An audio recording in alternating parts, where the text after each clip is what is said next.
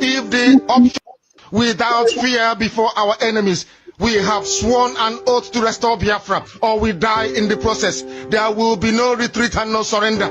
If the option they give to us is to seek our restoration by violence, every living thing living in the zoo will be destroyed. All the animals will be destroyed. It's a promise and a pledge we are making to them. They must understand that we just don't love our country. We are fanatical about Biafra. We will do everything humanly possible to ensure that Biafra comes. It is either the flag of Biafra is raised up or I am lowered into the grave. One of the two must happen. It is better for this heaven and this earth not to exist than for Biafra not to come to pass. We dedicate it into the hands of Chukwu Abiyama, the creator of the heavens and the earth, because only him decreed that we should exist as a race, and only him has the say to decide and to determine if we are to survive or not. Yes. We don't rest our hopes in any man. Yes. We don't believe that any country can do anything for us. Yes. We are going to reaffirm our faith in the supremacy of the creator of the heavens and the earth, Chukwu Abiyama, upon to whom and in whom every glory and honor belongs to. That's why we worship him and nothing else and no other. We worship the one true living God. That is who we worship. That is why we were created. We are not like any other people. We have been chosen by Chukwu Abiyama to serve him. Yes. We have been chosen by the creator of the heavens and the earth that we may serve him. That is why in our names it contains every praise imaginable. Every praise imaginable to the Most High is contained within our names, because we are very special people. We are here to reaffirm and reiterate that. We are here to ensure that this very march towards our freedom cannot be hindered. Any obstacle on our way, real or imagined, man or woman, adult or child, anything it is, once you are an impediment to the restoration of the sovereignty of Biafra, you will be destroyed completely and totally, in every way imaginable. We do not forgive. There is no forgiveness in our dictionary. We are here to ensure that the death of 3.5 million people is not forgotten. It is to them that I owe every ounce of loyalty and obligation. They are not here to offer any advice or to ask us to forgive Gowon. They are not here to ask us to forgive Haruna. They are not here to ask us to forgive the Yoruba people and the Wolowo family. The reason why we exist is to ensure that their memory, that they can never ever be forgotten, that their memory will linger on forever, that as long as man walks this earth, this world will remember the 3.5 million people that they killed, men and women that did nothing, children that were innocent. Their only crime is to be blessed by God. That is the only crime they have committed. As those children were being slaughtered, as they were being stabbed to death by a very wicked and cruel world, spearheaded by Awolowo, everybody looked on and did nothing. Instead of them to help us, they ensured that our absolute blockade from land, air, and sea was absolute, that we may die, that the children of God may die. But lo and behold, Chukwu Abiyama determined that we cannot die, that we cannot perish, because we are his own. Despite all our iniquities, despite all our sins, he made us in his image. He gave us that very edict to worship him, and that is what we do every blessed day on this radio station, without fail and without the fear of any human being, talkless of an animal in the zoo. We are here to worship Chukwu Abiyama. For real. Long live Mazina de Gallo. Long live you, my supreme leader. Dominindo Hasso. Oishike.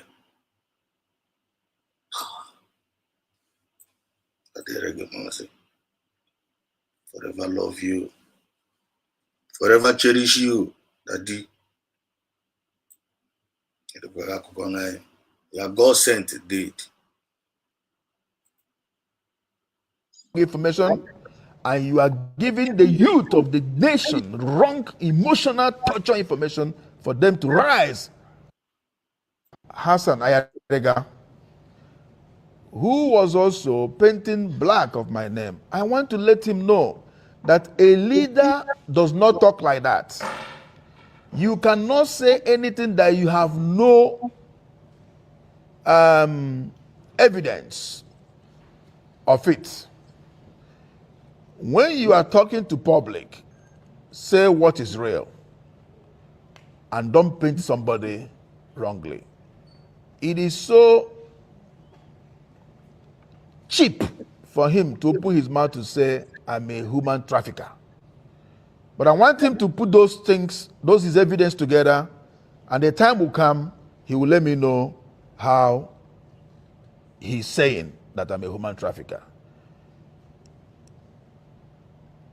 If indeed he have the qualities to be a president of a nation, this alone has disqualified him because it's a wrong information and you are giving the youth of the nation wrong emotional torture information for them to rise against your fellow African brothers. We are all travelers. I believe he's also lived abroad. If somebody raised allegation for him like that abroad, will he exist there?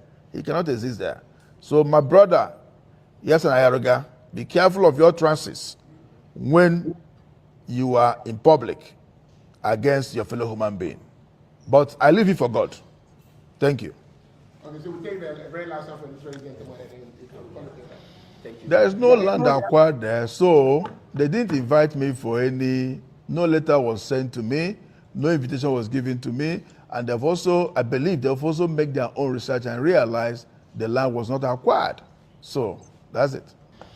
Listen, when issues like this come, the security of the nation must be concerned about it to know, to hear from me.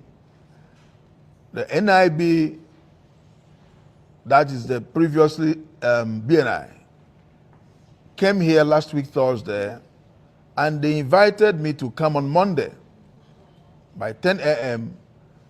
that the Director General wanted to see me and have interaction with me. I went there on Monday 10 a.m. Then before then, I also had a call from National Security for invitation to also to come on Monday by 2 p.m. I went there on Monday with, I went to see the NIB. I sat with them and questions were put to me and I clarified them, what I just told you about the land. And I put my statement, and I also went there with Nigeria consulate because Nigeria as a nation are concerned in this fake news going around because Nigeria High Commissioner knows me, knows the Igbo community, and what we are doing as regards of promotion of our culture and tradition. Then we moved to national security by invitation. And they also had their interaction with me, questions and answers with me. And several hours were spent there with them, and bail was given to me. So nobody came to arrest me. I went for invitation. Thank you. The vision is dead since many years ago. If the vision is still in existence, maybe by now we would have acquired the land. But the vision is gone. We have none of that vision anymore. Okay, so I think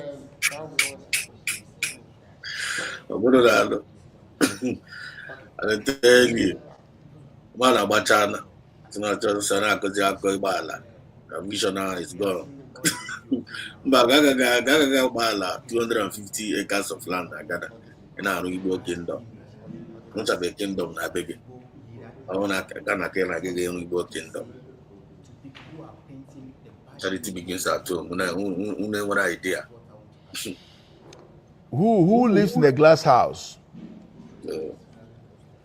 Don't throw stone on it. When you think you are painting image of somebody because you want to make money on the internet, one day somebody will also paint your image wrongly. You cannot, because you're a content creator, you will sit down there lying. You should know there's a law of karma. Mm-hmm. So who's ever painting Igbo community black in internet, even some people put AI that's handcuffed from me and all that. Where on earth handcuff get into my hands? So those that are doing this should be very careful and remember there's law of karma. You might think you will destroy somebody's image, but someone else also destroy yours. Then finally, I also had an interview with Hassan Ayariga, who was also painting black of my name. I want to let him know that a leader does not talk like that. You cannot say anything that you have no evidence of it. When you are talking to public, say what is real and don't paint somebody wrongly. It is so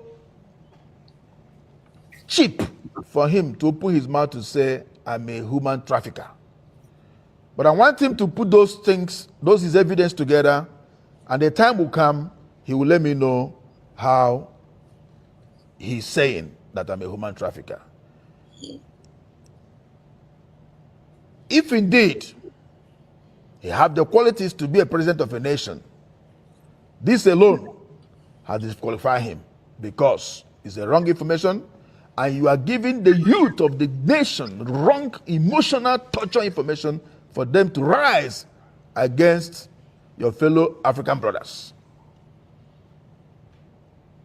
We are all travelers. I believe he's also lived abroad. If somebody raised allegation for him like that abroad, will he exist there? He cannot exist there. So my brother, Yasan Ayaruga, be careful of your trances when you are in public against your fellow human being. But I leave you for God. Thank you. Okay, so we take the very last one from this very gentleman. Thank you. Your name, where from? My name is Michael Abato, aka Barrister. I'm not a content creator. I'm not representing any media. I'm doing it for peace. Please, Your Highness, I want to ask, there is this news circulating.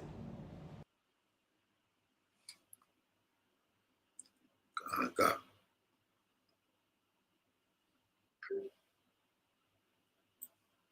Your France now will be the judge. Yes.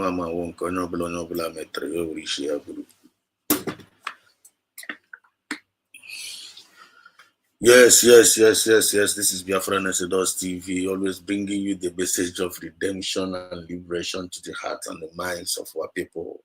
Umuife.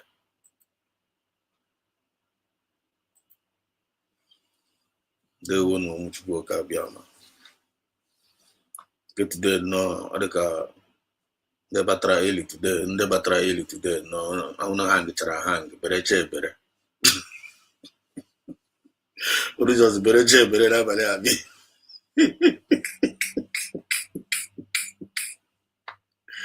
Was the actually the better something that what was actually the better? Oh yeah, not just the better something na kana comment. Kele abi, bereche bere.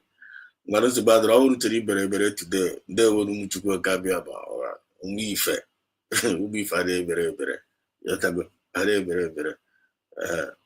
I would call the fall back with the books of Abia today. We bere che bere.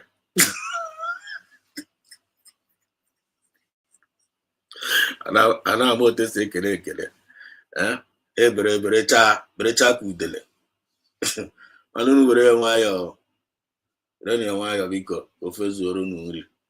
Onye anyị nọchiri. Onye anyị nọchiri. Nwoke na gị nọchiri anyị. Yotago my point. Yotago. Ya nwa na-ewishi onye ọbụla ndụ mmiri, ndụ azụ. Ya aka na-ewishi onye ọbụla ndụ mmiri, ndụ azụ. Na ọmaka ya mere onye ọbụla. Ya maka anyị na-ewishi onye ọbụla. And onye ọbụla ga-ewishikwara anyị ya. That's how it rolls. That's what we believe in. And that is what it is. Yotago. Okay, afụwago ndị mmadụ, apụtawago. Obi one. Ọ dị ka esi nkunu gaziri today bịa bereche ebere. Bereche ebere nọ n'abalị aga. Wetin dey sup? Ọrụkwa dey ask wetin dey sup? Esi nkunu bịara n'abalị bereche ebere nọ. Nsi ka mara ma ndị fall back ndị ebuso wee bata today. Ọ wụzi ụmụ ife. Agụ ụmụ ife batawara. Obi-Wan, I see you. You're welcome. You're welcome. Chia gozie. Ebube Chukwu, I see you one. Ibata today we touch. That's a good side, man. There we are welcome. You continue to smile. Happiness and peace will be your portion. Yotago. Na-achịrị Chukwu na na-achịrị Jehova ọchị. Nyere ga-emecha ndị iro na-achụgharị anyị. Ọchụ nwa ọkụkọ nwe ada, nwa ọkụkọ nwe ọsọ. Yotago. So you're welcome to the program. Ngozi Uka. Dewo Ngozi Uka. Welcome. Ngozi Chukwu dere ezinụlọ gị. Ọpụpụgo na mbata gị. N'afa Chukwu Oka Biama. Ise. Julius. Caro, I see you. Julius, Caro, I see you. There we go. Welcome to the program. I only have the meaning of Julius and Yana Caro Kita na me matokasapa word of blessing there. But the more I hear the meaning of Julius and the Caro, but one couple of Yazara. So for you to enter and say good evening, my brother. I am your brother indeed. So good evening. You're welcome to the program. Chukwu Goziegi. Ndewo Chigozie Bube Chukwu say Ndewo Machineke. Now we day here. Okay, for real. You're welcome. You're welcome. So Umuife, I got up on your answer. No time. Before I register with your man today. Before I register with him today. Oh, I'm trying to buy a gas. And just the sky core, I call the thing. I give you at the back of your mind. You can give an interpretation to it based on your own understanding. You connect to that dot. In everything, there must be sense. You know, there is something must be something I need in Naka. Every day, more fine gather. We don't gather in vain. We gather to make impact. We gather to reveal. We gather to encourage. We gather to inspire. We gather to learn together. That's who we are. Genuine Biafrans all over the world. You're welcome. This is Biafran Exodus TV. Always bringing you the message of redemption and liberation to the hearts and the minds of our people. Our supreme leader. Our supreme leader worldwide. And we are very, very proud and we love him, we cherish him, and we will continue to represent him outside because he's representing us there inside. We, the Genuine Biafran that believes in him, need to represent him also the same way outside with self-discipline and with moral decency. That is why we must not respect from us. And we are not going to fail him for that. By the special grace of Chukwu Biama. He said, you're welcome. So, it will be greedy of me. It will be greedy of me if I don't share this with you. Knowledge in impact. Information is power.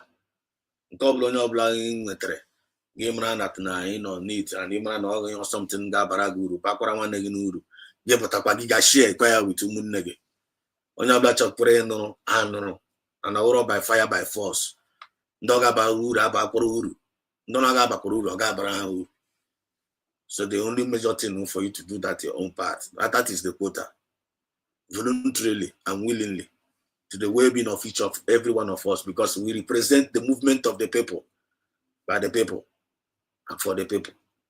And then we go government. You know to go.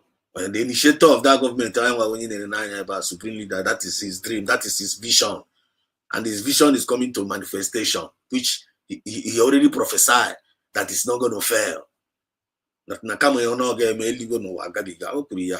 I will so much believe in him. Mazda Carlo, so much proud and so much adore him. So Chukuna gonna continue nature bear. I na go for every day. Every day. Now fight outside every day in one way or the other. And as we are moving, we are progressing. Nothing is going to stop. Nothing is going to stop us because Chukukabia got our back. I hope you are getting the point. So it will be greedy of me if I don't share this with you. Remember, We are in a nation building. You know their way. I know in a nation building now. And don't allow anybody to come and distract you. Don't allow anybody to come and be sounding like mosquito in your ears, making you to lose focus. Unless you don't even know what you are doing, unless you don't even know what you are fighting for, unless you don't even know what you believe in. But for those that believes in this dream and the vision of Masina and Carlo, which is PM Samunepa, Sopa, Nokwa in support, Uro his disciple, which he represented well, which all of us can testify. As long as we believe in that vision now, I know in the nation building, get out now. Because they declare go Biafra. The next thing now, recognition and the building. And for us to chase away the invaders, none are buying. Chase away the invaders, none are buying, take over our land, take over our resources. Our people and our future generation, they live a better life in their lifetime. And all a very good dream, all a very good vision, everybody need to support. If you call yourself a Biafran.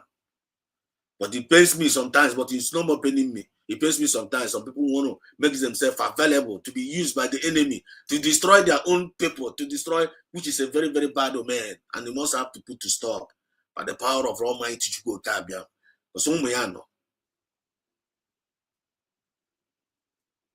And Nanki Bazwa, Timana, the how fearful this thing in the war, Nanki Bazwa. If any person that try to rise against those Jukuna they use, we're not gonna propagate this thing. One, they are heading towards the Red Sea. That is a very, very big consequences for them. Of which when we are seeing it, you'll be asking like, why these people are making this kind of decision they are making. It's not the best decision any man can make for himself. And now I will pack with no fair before now I come mad. But none of them refuse to listen. Maybe. And I said, and I'm actually get under Do you get the point now?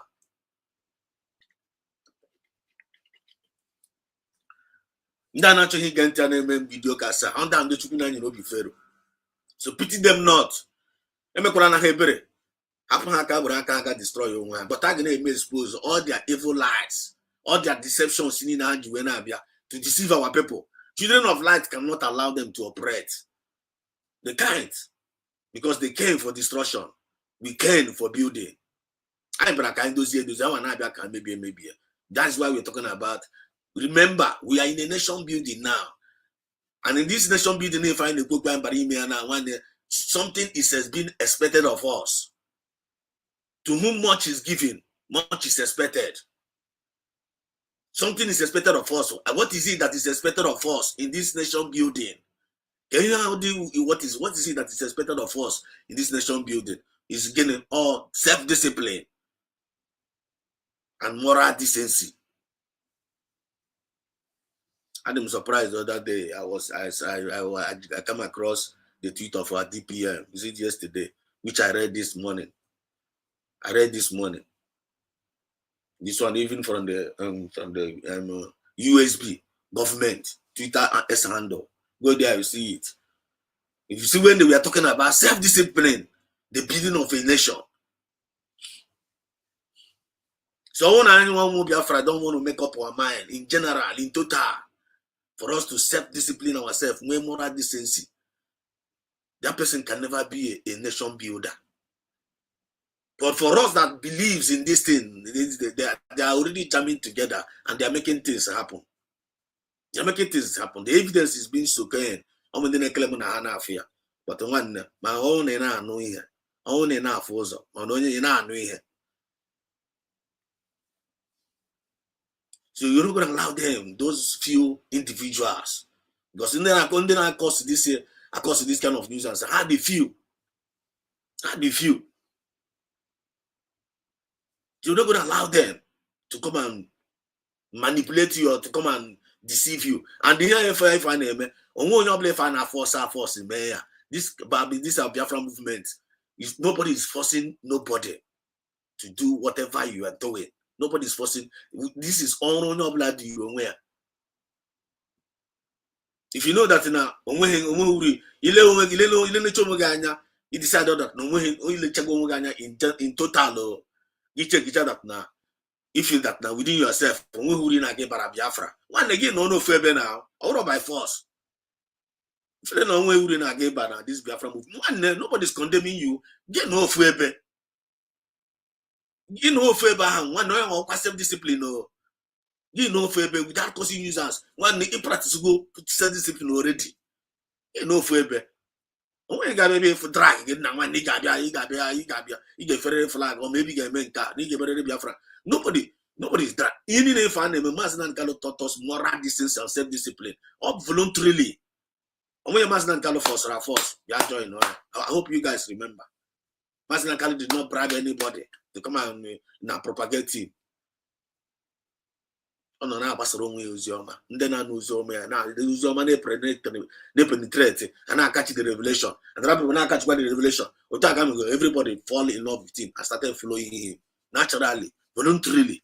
And they are even ready to give their life for him because they saw truth in him and transparency in him. They saw the light.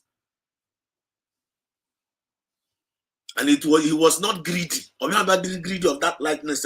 Oh, lightness will receive coach will share it with his people. Or they're greedy. So it's not going to be greedy of us if we see this light and not sharing it. Some of us have been greedy. Basi nyaka basi uzioma, ichonyi nyaka we basi uzioma get save your next generation. And Africa are atarego God decide, atarego God decide, atrofo to God decide, atrofo to God, atoruna get swimming. That all those mind things, I wouldn't have name entertain. It's not supposed to be like that, man. It's not supposed to be like that. Huh? Change. You have to make that change of that mindset. Choose that light, yeah. If a batanando go. By the special grace of people Akaba, give perform more signs and wonders. At his own time, he make all things beautiful. He can't stop what God is doing when God is about to do it. So you don't know what you're saying, or like feel like you don't understand what the guy said. Do you really understand what I'm saying? They really understand. It's just that now they have decided, made up their mind not to use their mind to do a good thing in their life or to where they belong or where they find themselves, even in their inhabitants. They have made up their mind to become parasites. We must get it right in a kickback. Must get it right. I ain't any other choice. So right now, we are going somewhere in Abalia. Actually, we have a very, very special discussion tonight. I'm feeling, and we need to relax our mind. Relax. Don't try to look around for try to overburden yourself to too many stresses. With too many stresses that you can. The only thing you need to do what you can and leave the rest to God. Just do what you can. Even in your family, do what you can and leave the rest for God. Even in this Biafra movement, do what you can and leave the rest for God. Avoid complaining and murmuring. Avoid complaining and murmuring. Because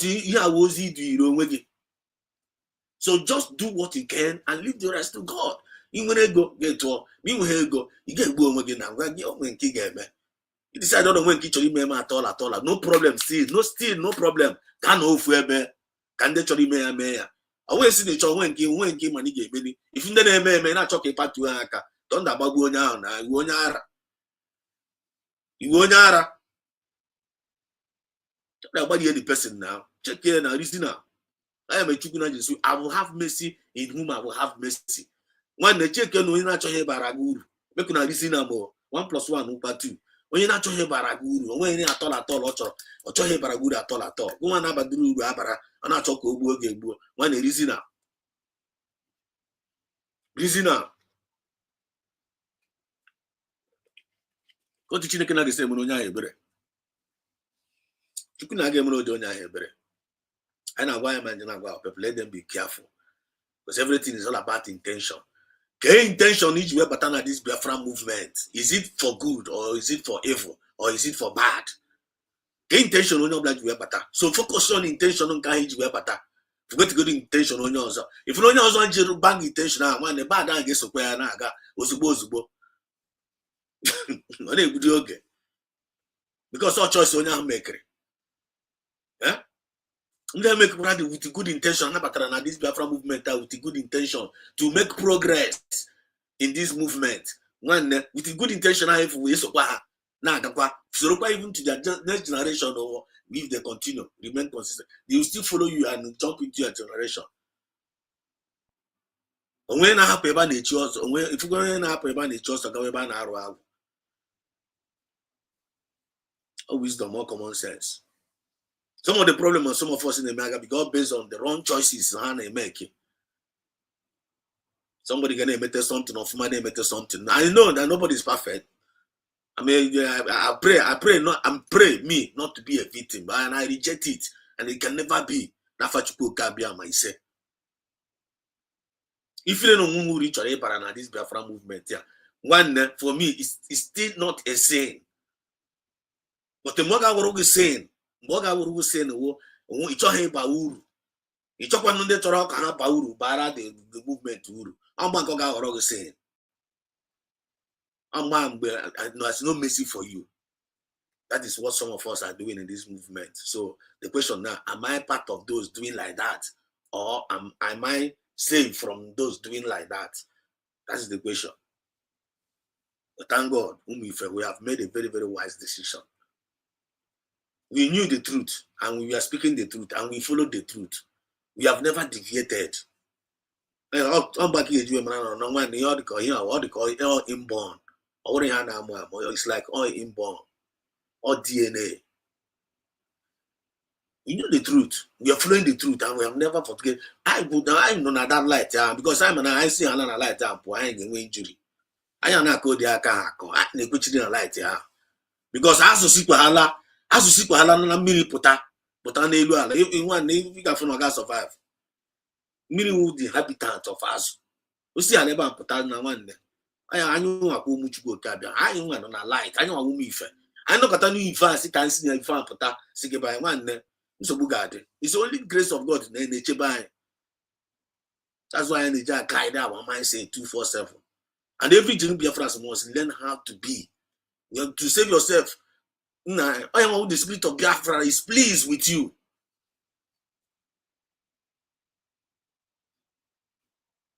I hope we are communicating. Amuke Zike, see you, Franco Koye. Blessing upon Dr. Ngozi Arabeze. Yes, Lord. Yes, one blessing indeed to her, our Iron Lady, lovely mommy, Mama Biafra. Okay, I don't know Biafra is born. One no last and we are going somewhere this night. And we are gonna and we want to relate this night. I feel like I want to relate tonight. So tonight, just come in and just relax your mind. The whole comment in Abata for now. Okay, so that I be also. So keep on the comment, keep coming up. I'm gonna flash a So we are going straight to the point now. Remember, we are in a nation building, and in that nation building now, something is being expected of us. What is that? Self-discipline and moral decency. And don't forget, charity begins at home. If you don't have charity at home, there is no charity outside there. If you want to know, the very, very simple. I only want charity no law. We'll go to get some charity outside. Can't you get me get or you will get charity. Some of us in our from there, they don't even have charity in their home. They want to give Biafra charity. Now, reason I'm now.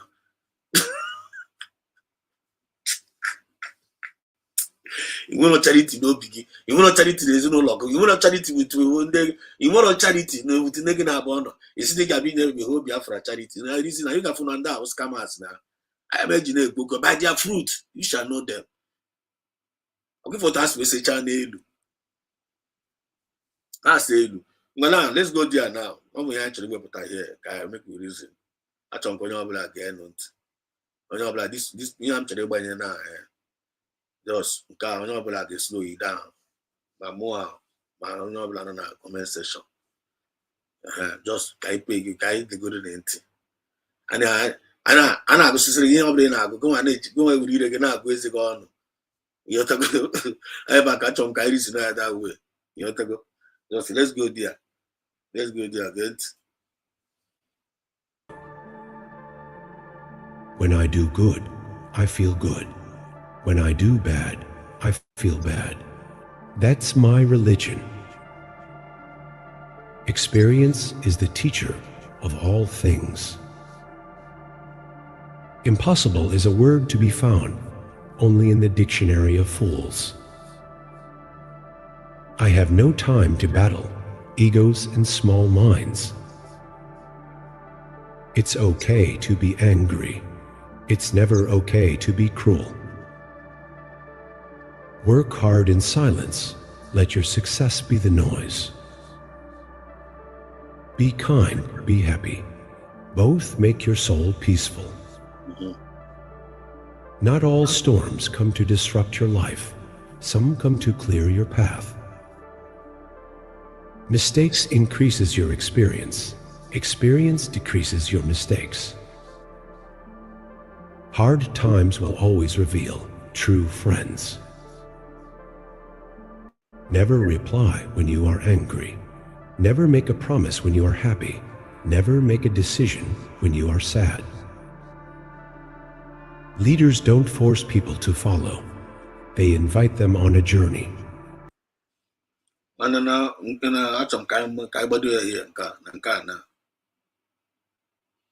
Leaders don't force people. They have said a lot, right? I mean, and I believe already you have taken a lot home with you.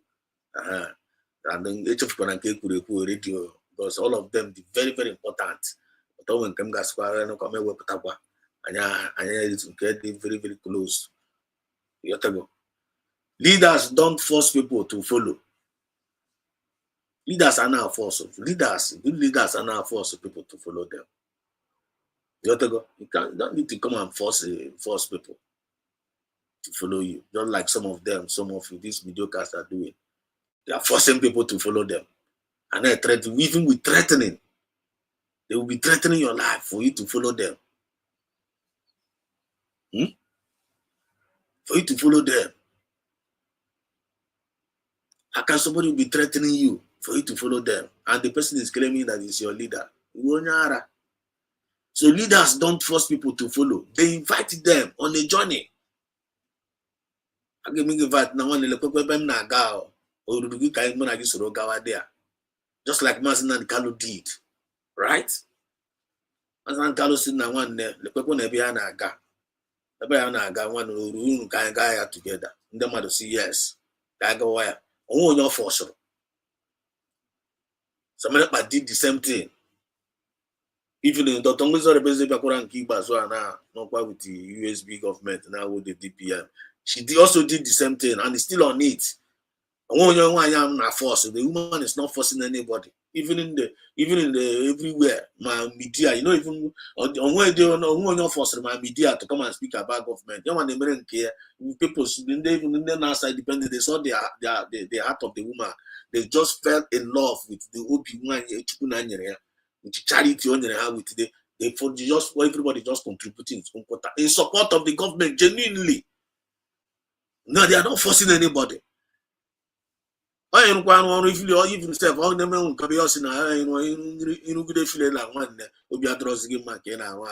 force yourself. Now get resign. You don't resigning.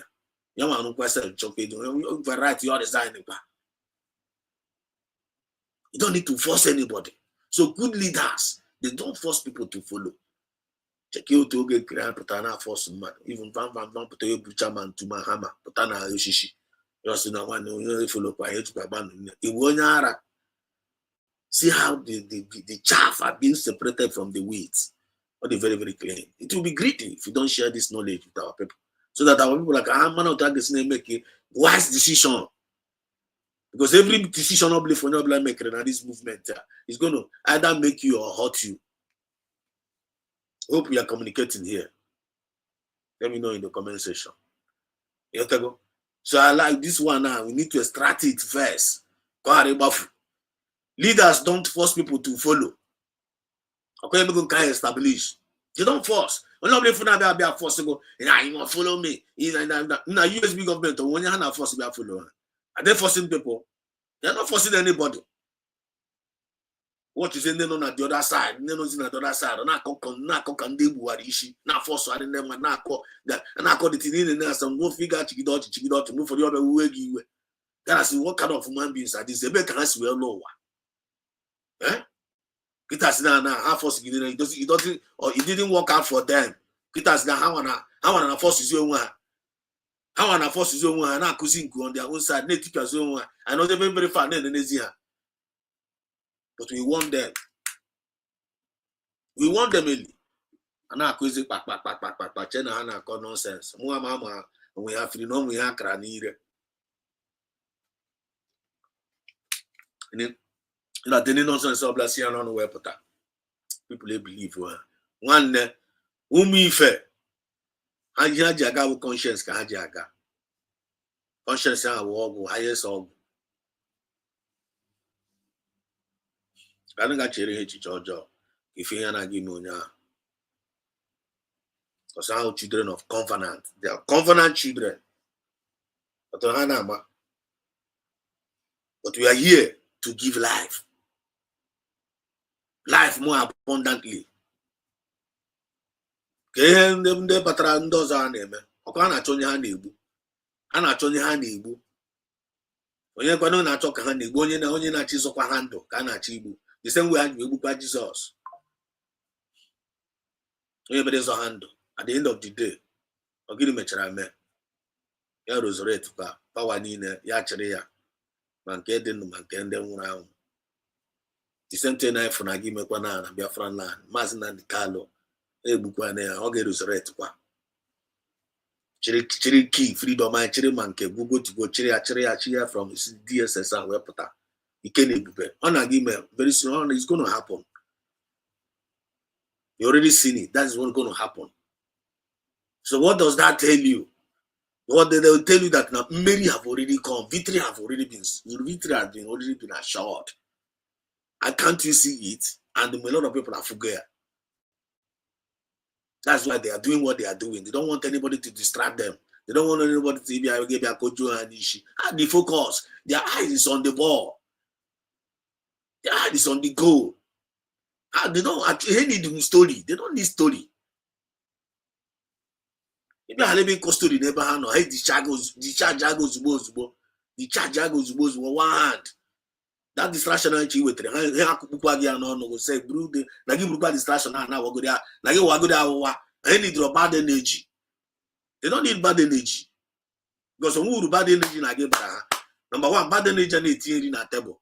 Number two, bad energy and progress. Number three, bad energy na bakasi ahụ. Igeji onye obele oje ahụ bakasi ahụ na-eme iwuri inwe ahụ bakasi ahụ onwe anything ga-eme n'ime Biafra now. It can't be part of the nation building. It can't be part of it. So why are you forcing yourself into it? Why are you forcing yourself? No favor you man again many this thing. You gonna force on each other email. As why you here, you also. We need to discover such people among us. Discover them. Then we put them to where they belong.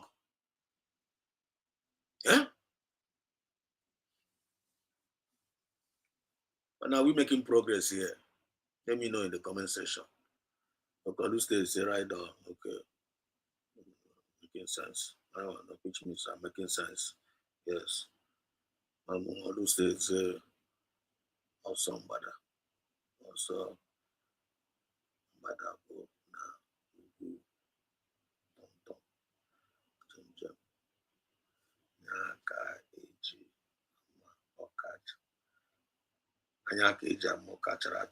okay.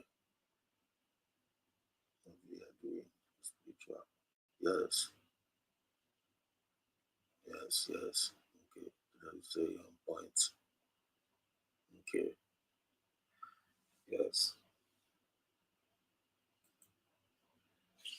Yes, it's sinking. The message must sink. It must sink into us. Because I have a baby. You're not here to. I have a baby. I didn't come and join this move. Biafra movement can be a reality. Your job. Chineke nekwukwala, I reject it. So we don't need to. I need EBG this hour because this is about life and death for our next generation. It's for us to secure. That's what shows that we are responsible fathers. Now we are responsible uncles. Their next future generation. That what makes you a saint, even a saint. It can even make you a saint. Yeah, in your next generation. That's a very wonderful. So I swear to God Almighty. Okay, now. Because o ma allow ihe na mai onye maka ihe na na gi me otaka m na-esi agwa ya ime ala ka ihe ma ọgwụ maka ndị mmadụ gasị so you are not able to save them, they were calling upon your name. That is the reason why you go fail us. Because onye na like onye mmadụ Chukwu na like mmadụ iri otuto ya, ọ na like mmadụ iri otuto ya, otuto niile bụ onye nwa na-enwe ya, ị ga anara ya. Shares his glory with any man. So leaders are not forced people to follow them. We must get it at the back of they get here, your sink here, sink. Must sink into us. Because most of them they made this kind of mistake. This USB government now a new nation. I need the men of integrity, women of integrity. Ghana who do the affirms of things. Asking yes, I will yes, no, I will no. Asking the Piana achieve, I want not to be now for the vision and not also. I need to mediocre there. So mediocre won't dispose, won't know Febe. Don't know clown, one then no Febe as a clown, no Febe. Gaga Weban, no Weben, clown on Abakuru, Gigabanga, Bauru, as a clown. All the Gibru class free, Mubatana, Biafra movement. I never be a clown. Yeah? And I see no favor, you know, fishy baka. What kind of human being is that? Yeah? You know, fishy baka. Unkosa. Yeah? Afonya on the breeze, on the way through. If on the way through. I just don't know. Mo fọrọ mo mane meno kota like this, or dika sikwe bure mama na funya efumre ni Egypt mba na wilderness a mane ba megide asugide that na akọ an akogidere ka ndị egbuwara isi na wilderness kogide isi ju Moses self we 10 commandments we carry everywhere. Eh? Oh yenga na chere asị m no nwe ebe na anya na a lot of things they involve, but Chukwu na the spirit ga enyere m aka, and the thing and the other I'm just trying to like kind of don't want to rush it. But to come for them get released well. Unobly fro. You don't need to force anybody. So okay, thinking. So that give an the genuine fruit in the life of everybody known at this movement. Once they now you can't deceive anybody. You can only succeed in deceiving yourself.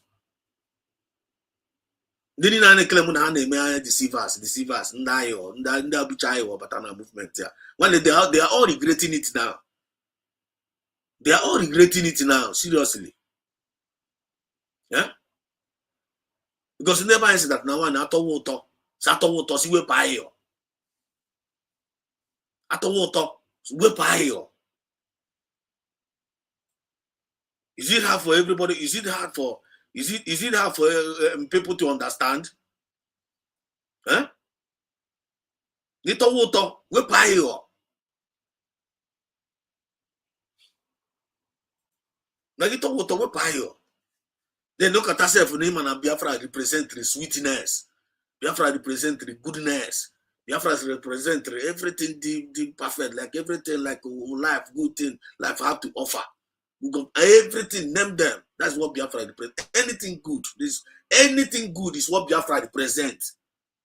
Anything good. Anything over now draw good. Biafra doesn't have a hand in it. Biafra doesn't represent anything. Biafra represent anything good. So go out as a Biafran one, you are representing anything good. What goodness can have flash. Anything apart from that one, you are not a Biafra. Yeah? And even Ikaobi ne use by him upon you are not representing that Biafra. Ikaobi ne use by that name Biafra. Now, but you not commit to treason. That person is committing treason, both spiritual and physical treason. People are know the weight of Hana and this Biafra movement. You don't know. I just on put upon ya on the anyhow. Put on act anyhow. Because in this Biafra, if you act anyhow, you get anyhow.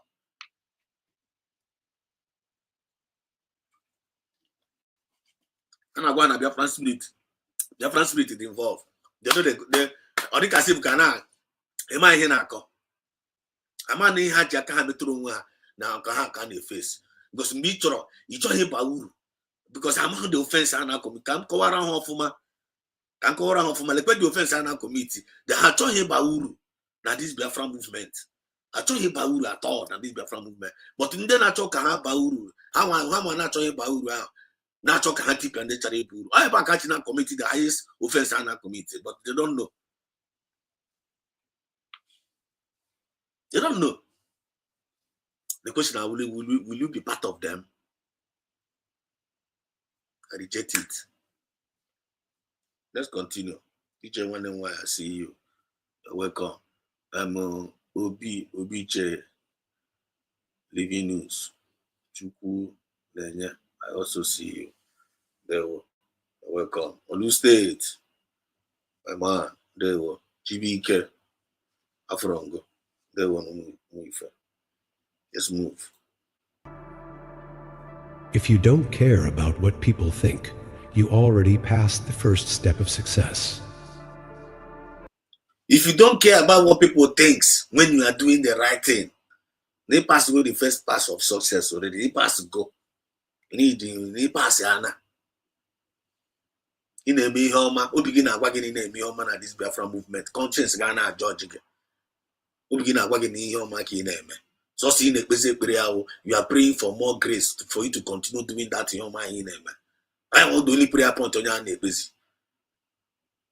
Then in the process, the man not be a TD guy, and the man not be a choker, Kabia Kotawaga. You don't need to care about it, nothing because conscious God will go in them. So seeing a basic prayer, give with the poor more grace name your man, Ganiru. I went back in on there. When you was not if you only a go. Onye ahụ ekere ogo mgba nke onye ahụ ga-ama na nọchụ nwa ọkụkọ ma ada nwa ọkụkọ nwere nwe ngwa ọsọ mgba nke onye ahụ ga-ama na ndị ijiji na-anụ ntị na-eso ozi aba n'ili mgba nke ahụ onye ahụ ga-amazi dat na ọgba ọsọ agbakwuru ọgụ amaghị na ọgụ ọnwụ mgba nke onye ahụ ga-amazi dat na nwanne when you turn yourself to become an oke busu ga-esusu gị ọnụ mana ya kwa 1+1 ọkwa 2 ọkwa common sense. But other are common in the life of these mediocres. Is this sense are common with them? The sense are not, they are too expensive.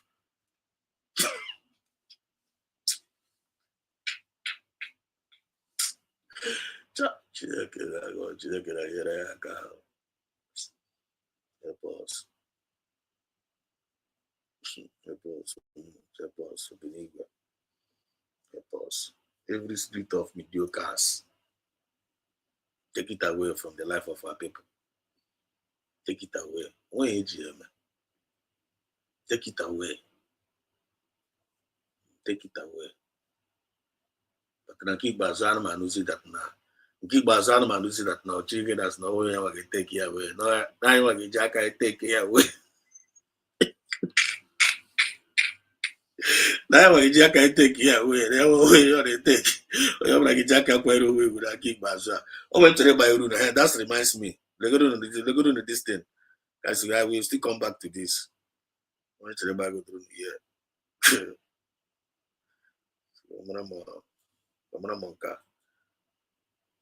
All of the former president, Okay, President Bola. I go punch you. When did I say something like that? You use your future to play. You use your generation to play. You use your next generation to play. Hold on, man. Hold on, bro. God said you guys should give 100K to the church. I go punch you. When did I say something like that?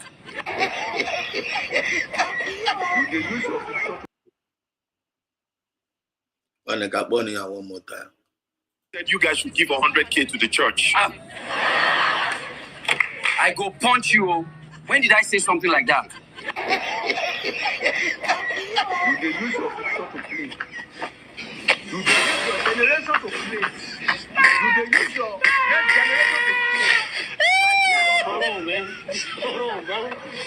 God said you guys should give 100K to the church.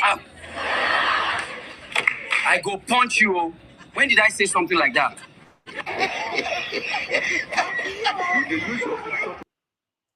Said you guys should. When from Barikita now, I'm not deviating now. I hope you guys are connecting dots here. Mm-hmm. Am I like kind of? Am I then I'm getting for that? This thing here will comedy, right? But this thing have a lot of me. We be very deep. And credit to this skit here. A lot of people who put on happy, hey, we're a Chineke na. Urafa chukuna sigi na toase to congregate na toase to their own family na toase to their own people to their even to their own people just ka we na put ha ego na akpa ke we na put ha like some of them people the thing people talk ni Biafra movement you got for somebody na to even no tugide go awo no na ndo ha tugide ga say onye aka no kwa ndo onye ana asị na nwanne ya hụrụ na-ekwu na nwanne nwe no awa asị onye ana asị na nwa eziokwu to the extent itself na if you don't know to we attack here now the Lord say na one unu ga-enye godi 100k one immediately ndị anasị ka ama ya ka na-akpa na the Lord ike ọnụ na ntị the Lord anụjuo na ntị nwanne ya sị ya mmezi apịa asị na nwanne ya nwa ga-akwụkwa gị ọkpọ ka enwere kemgbe ya kwuru that is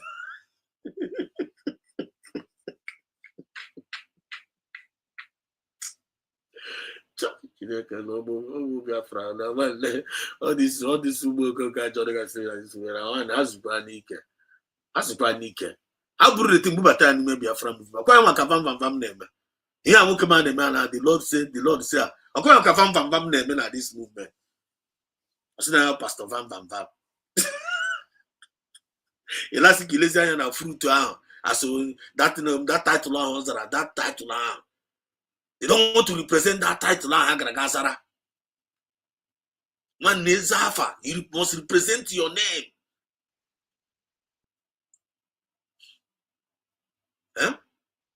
ọwụ ịbịa gị were the gift onyinye Chukwu nna nyere gị were the gift onyinye Chukwu nna nyere gị ị ga-eji wee bara ụmụnne gị uru even n'ezinụlọ bara ụmụnne gị uru even na this Biafra movement bara this government uru based on onyinye Chukwu nna nyere gị ga-ewere onyinye Chukwu nna nyere gị wee na-arụkazi your family na-arụkakwu ma ya government. What kind of Biafra is that kind of person? What kind of Biafra is that? I have a question. It will be greedy of me if I don't share this with you. And remember, we are in a nation building. I know in a nation building now. So in this nation building, if I need to here, one only walk Kochuku in the Biafran land. If you are a Biafran pastor, you will do Kochuku Gaza pastor. You only Gaga Mepon against our pastor. One, make sure you live up to that expectation. Make sure you live up to that expectation now of that pastor. You got as a title. I'm gonna get that pastor as a title, and you are not living up to the expectation of that shepherd because the pastor represents shepherd and also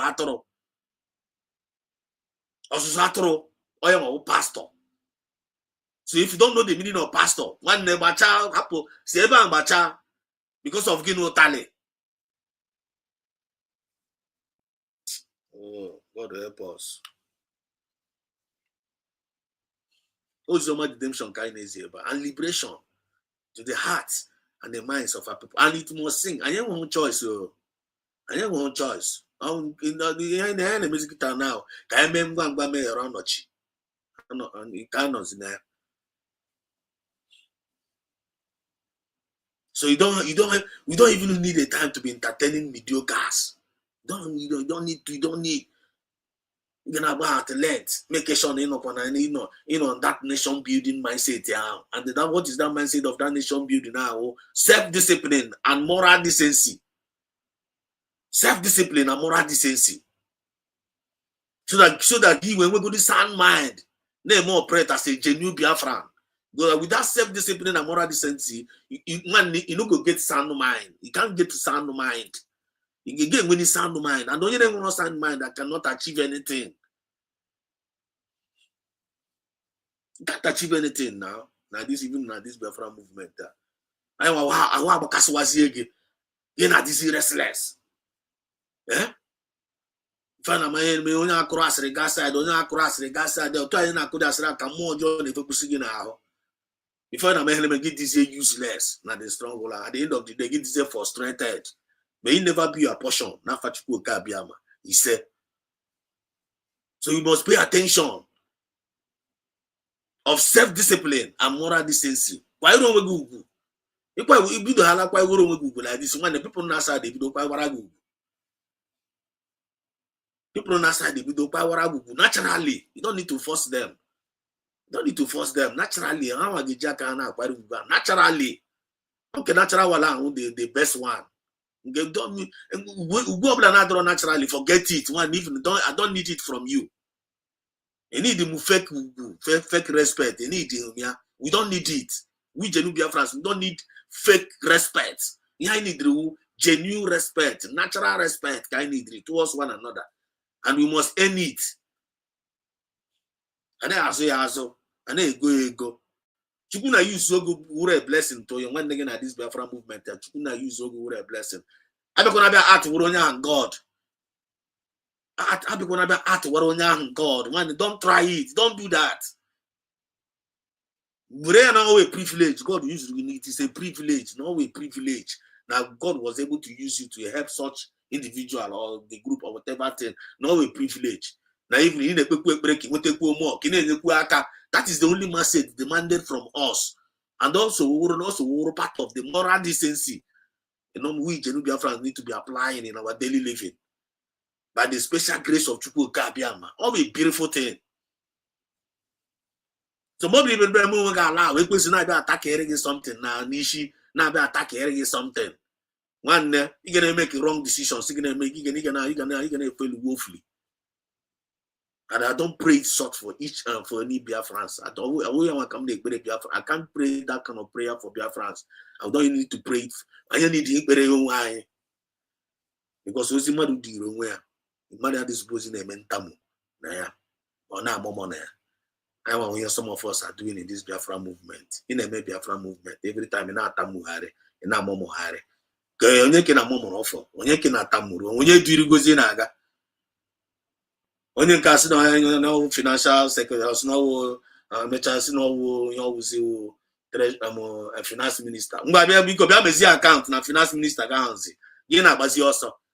Ngwa drop say the finance minister gị kwechiri ndị ga drop ya ka ndị ọzọ ọrụ ya ajụ.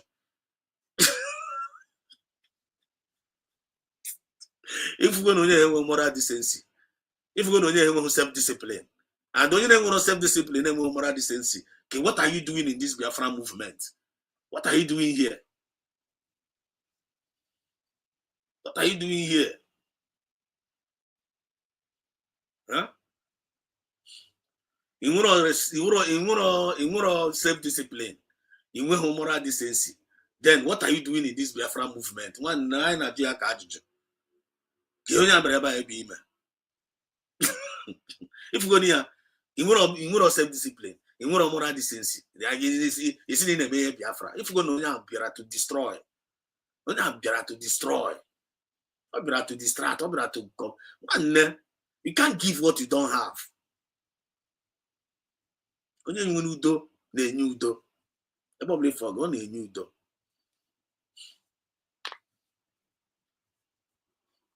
And that's why we move Biafra now. We have already identified ourselves as we are the ambassadors of peace. That we are the ambassadors of fairness.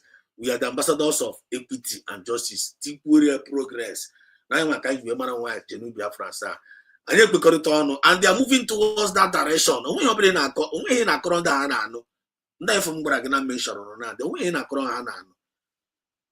If we ban about distraction also, ana agbara ya ka ebe ana dodge ya ka ebe na dodge mgbe. I hope you guys understand what I'm talking about. So can I go to Tulumbu and I boy again another one. Because yeah, when we kid it funny, but only hand on none way something and they made something as start when to manage something when and I'm more anything. Times we all talk about my share with people. Manakwam no watakuru times we all time. I want fellowship. I want na parita. And I boy again governor of Imo State. As young many years ago, I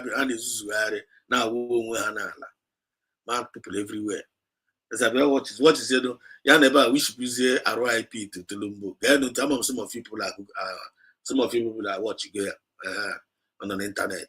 But I want to put that there.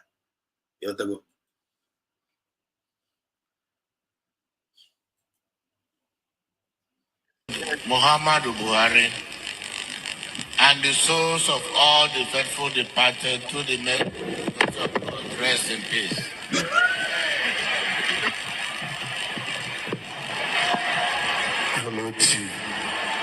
Give me G. It's a wood. Again. Very good. May the soul of the former president, President Bola, President Muhammadu Buhari, and the souls of all the faithful departed to the next rest in peace.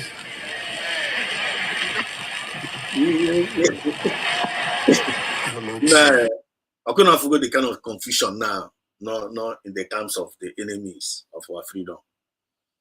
Couldn't forget the kind of confusion. Are you sensing something?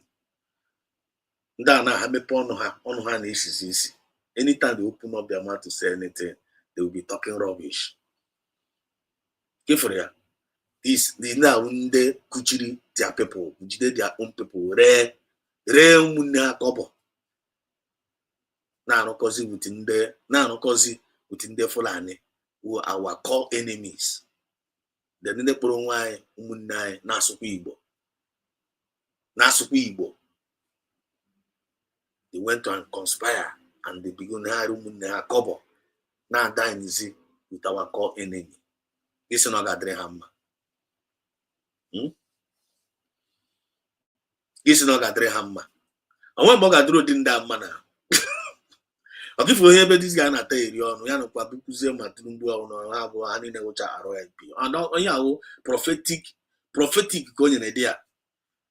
Yeah? How my honey, no, how man, honey, no, 10 fan, honey, no, Nankahanke, that is this people.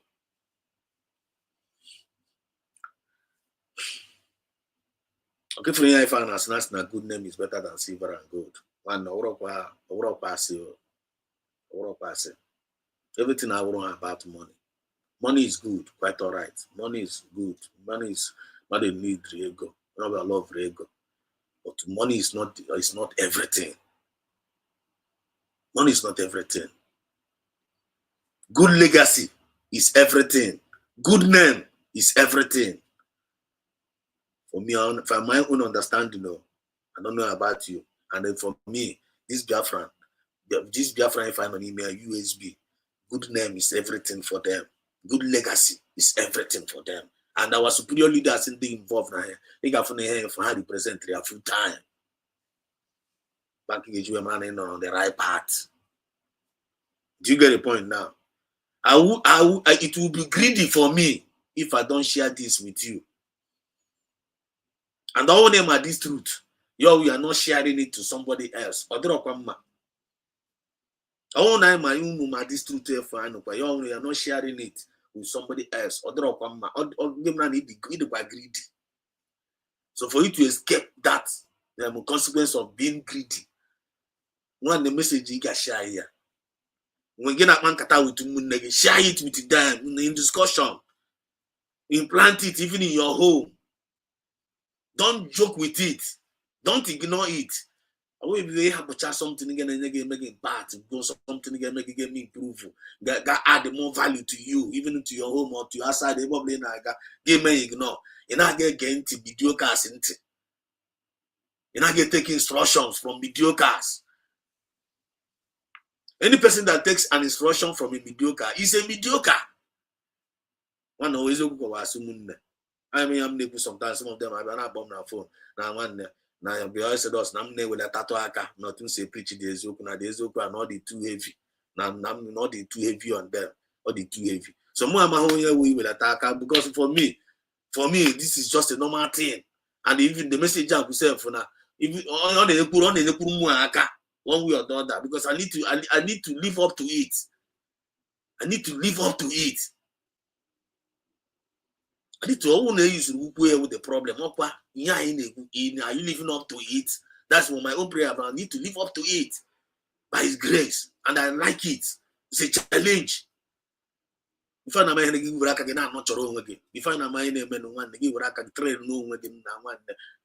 everywhere you go, people will know that and they know that they will know you for good.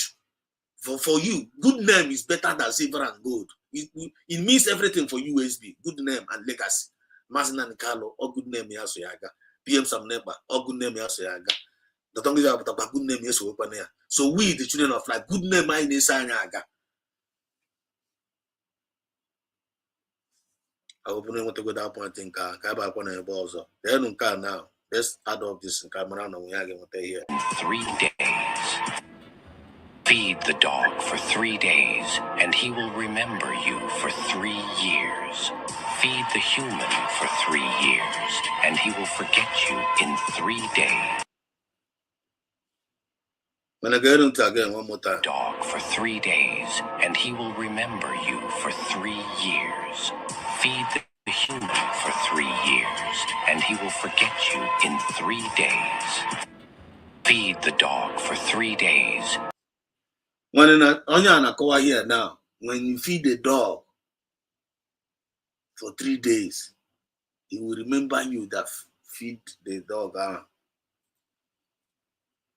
Now, when you feed the dog for 3 years, for 3 days, that dog will remember you for 3 years. Animal. But when you feed a human being for 3 years, in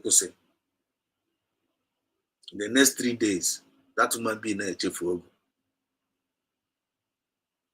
One always because I need to treat you.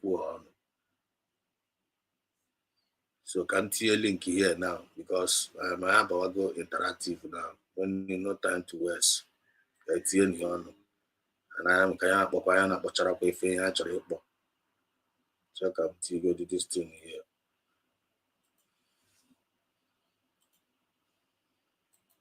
So they go.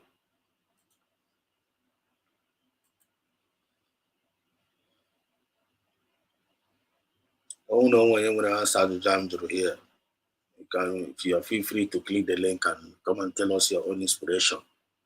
If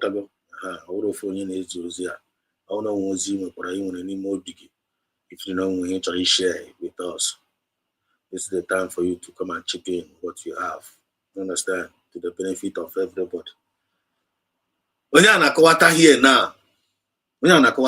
now, see, when you feed the dog for 3 days, that dog will get a tag one. To remember you for 3 good years. When you feed the dog for 3 days, or each person feed the that dog will remember you for 3 good years. But when you feed a human being for 3 good years, that human being will forget you in 3 days' time. It will be greedy of me if I don't share this with you. Remember, we are in a nation building. Self-discipline and moral decency is highly needed among us. And no choice. Your friend is my own. I'll see you. They will want them. They will. As it and them mother. Welcome. Chukugo again. So thank you so much for doing this good work for all the thank you to the woman too. Thank you too for the good job too you are doing.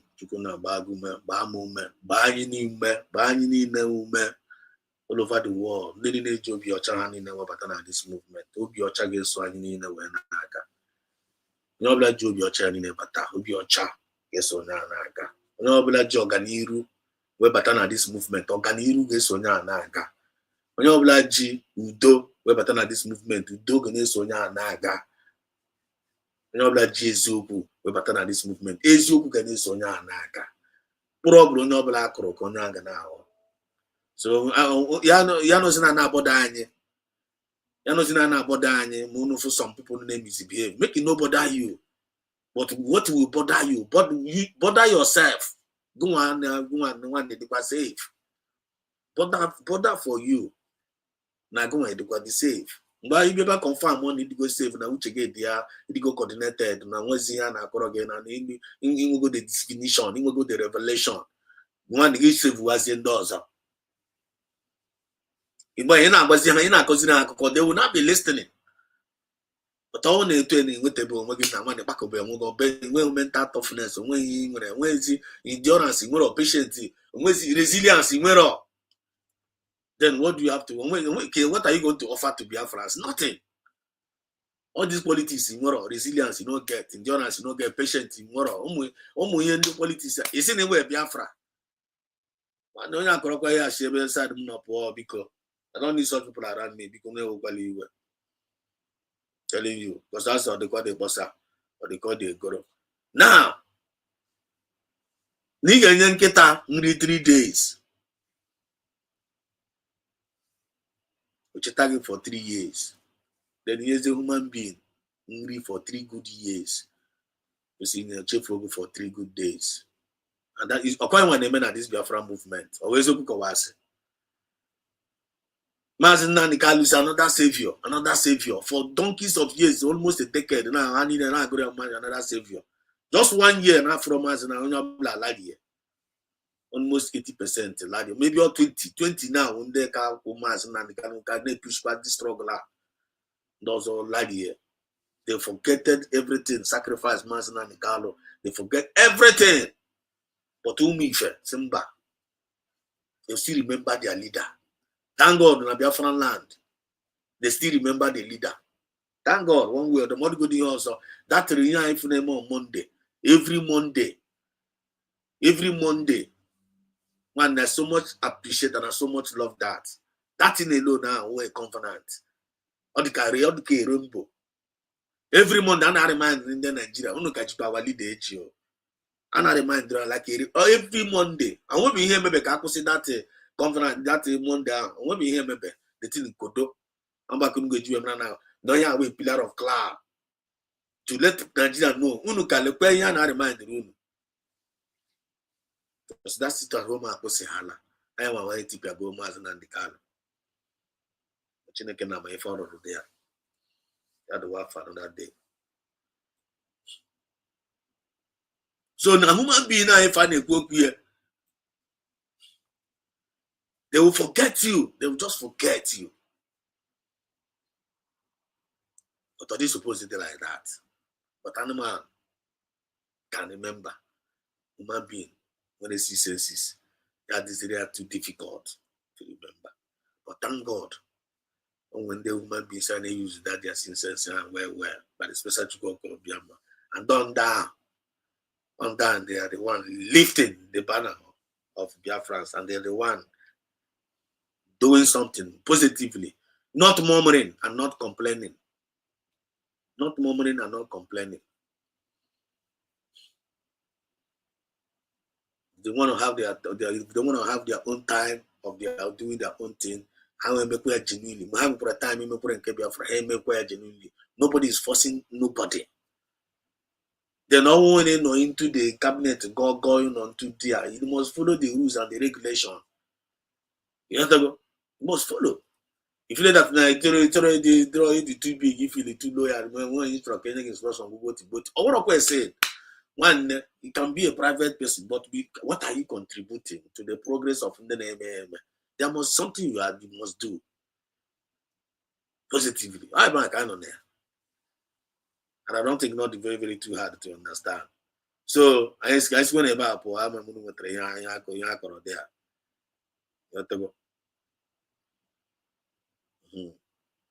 Because some certain things and some can say back. I'm touch can say the question now.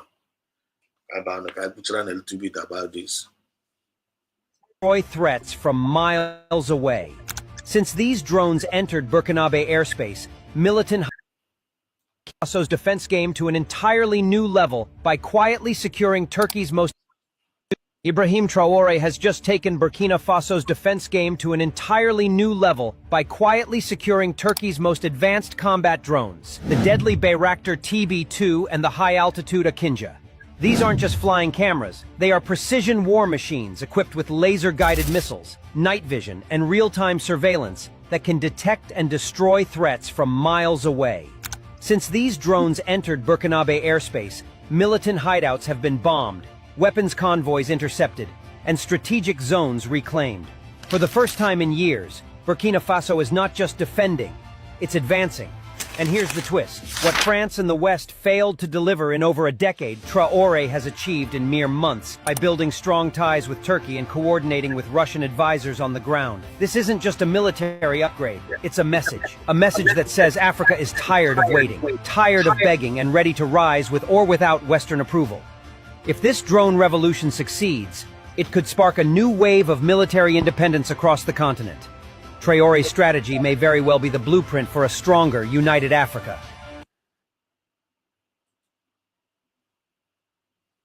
Ozzy, can you hear me?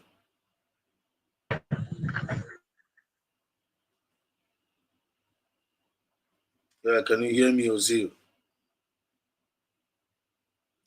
Okay, you're not ready now. So now you see what I played here, right?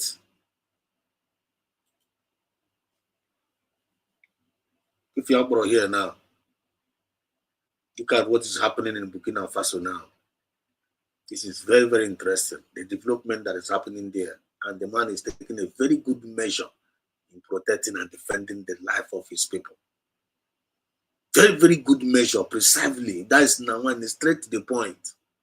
We drone, which we now map out all these military and the terrorists are not in their bush, or is wiping them, all of them away.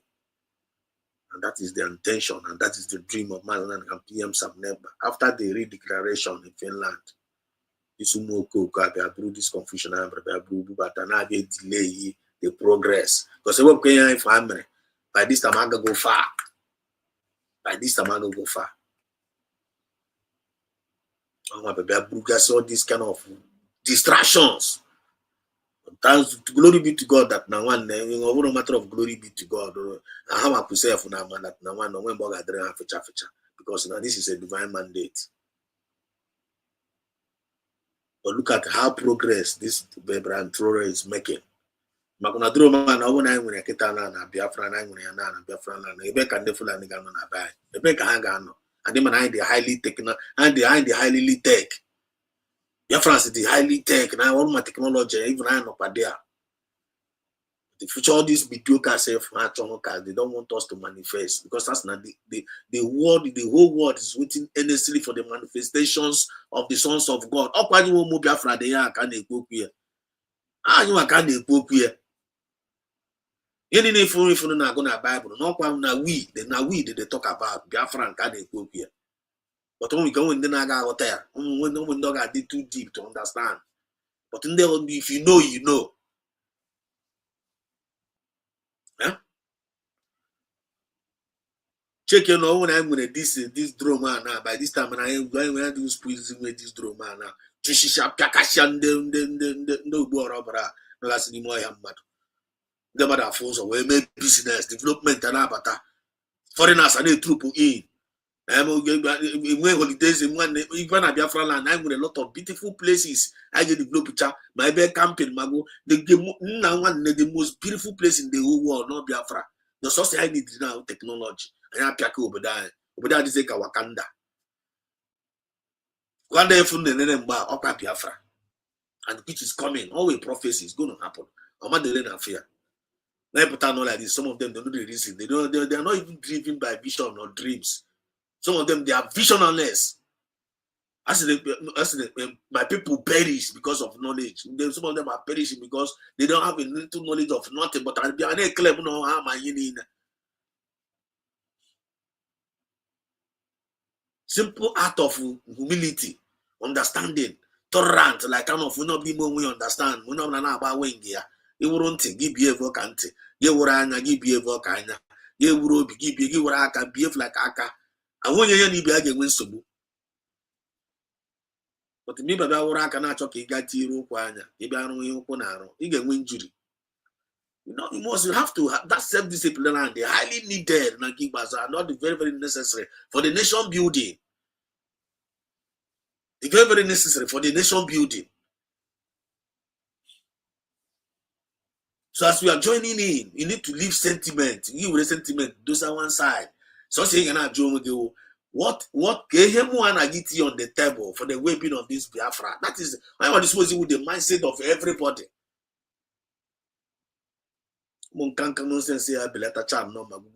Before I mean when the Biafra and the times where they were coordinated, when how we jack ourselves, we don't even attend it how much Krongungu an hour.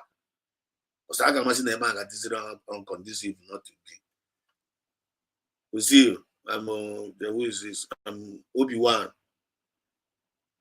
Can you hear me? Yeah, I can hear you though. Ozil, can you hear me now? Yes, I can hear you, Mazin.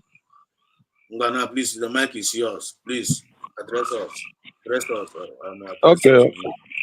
I greet you, Biafrans in the studio. I greet you, Biafrans all over the world. Yeah, Mazin, like always, they always say it. They say when a good leader be in the leadership, the people rejoice. You understand? What is happening in Burkina Faso is a result of a good leader. A leader that has his people in his heart. A leader that depends on the people, he feel it. A leader that is humble. A leader that is disciplined. All these things that makes you a leader. And a leader, when they are doing things, nobody will tell you that this guy is a good leader. And you can see the gang up after him. Everybody are testifying. 22 assassination attempts on that young guy. 22. You will not ask a question, why are they want to assassinate him? It's always like that. And there's one thing you need to learn on from that guy. There's one thing you need to learn from that guy. When you are fighting freedom, when you are fighting freedom, leave money. Forget about money. Because he cannot have those two things at the same time. Look at him. He has maintained his status quo. He has maintained his rank as what? I think captain. He's maintained his captainship status. And it goes like that. He has not changed. He's not interested on the money. He's after keeping a legacy. That's to tell you that this guy meant good for his people. So in the area on our own, I want to let our people, those that are claiming that they are freedom fighters, he cannot fight freedom and also fight money at the same time. You must separate the two. They said most times they say that seek the kingdom of God, the rest shall be added to you. You must seek that thing which is supreme, that thing which is greater than any other thing, which is freedom. The rest shall be added to you. So if you are going for money, going for freedom, one day you will not get them. You will not get it. Yes. You will not get it. It happened in our own Bulgaria government. 2014, they was telling our president, then Jonathan, telling him that COFAB must be installed. Forget about 2015 election. He was busy. He forgot the right thing and faced the 2015. And he lost the freedom, which is COFAB. Now we are still talking about whatever they are talking in Nigeria. One in life, you always seek the great, the supreme, that thing that are greater than another thing. The rest shall be added to you. You understand? Sometimes they say that if you say the greatest sickness, there is sin, if at all there is sin at all, they say ignorance. Ignorance is a very big disease. It's a very big sin, if I may say. It's a very big disease. Right. So if you can able to conquer ignorance, one day you have conquered everything. I didn't tell you. You understand? So when you look at all these mediocres,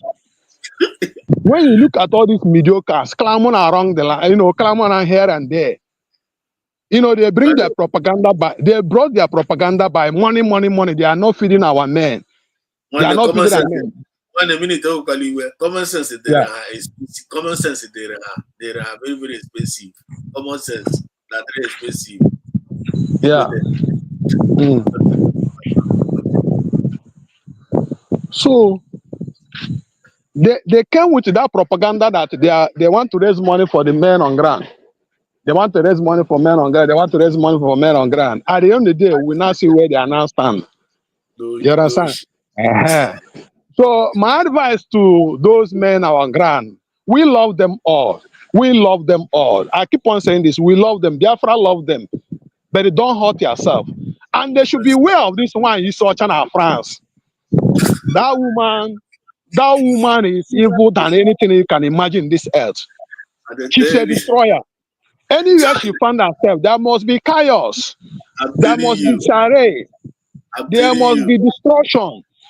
Their life is at risk. They should be careful with that woman. She's a destroyer. Their life at risk.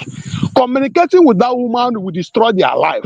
I bet you, man, I said this in this platform. They should be careful with that woman. That woman will destroy their life. They should be careful. That woman is nobody. She called herself a goddess. Let that be her goddess. Her goddess is a destruction. Her goddess was not to develop Biafra. She will destroy them. They should be aware.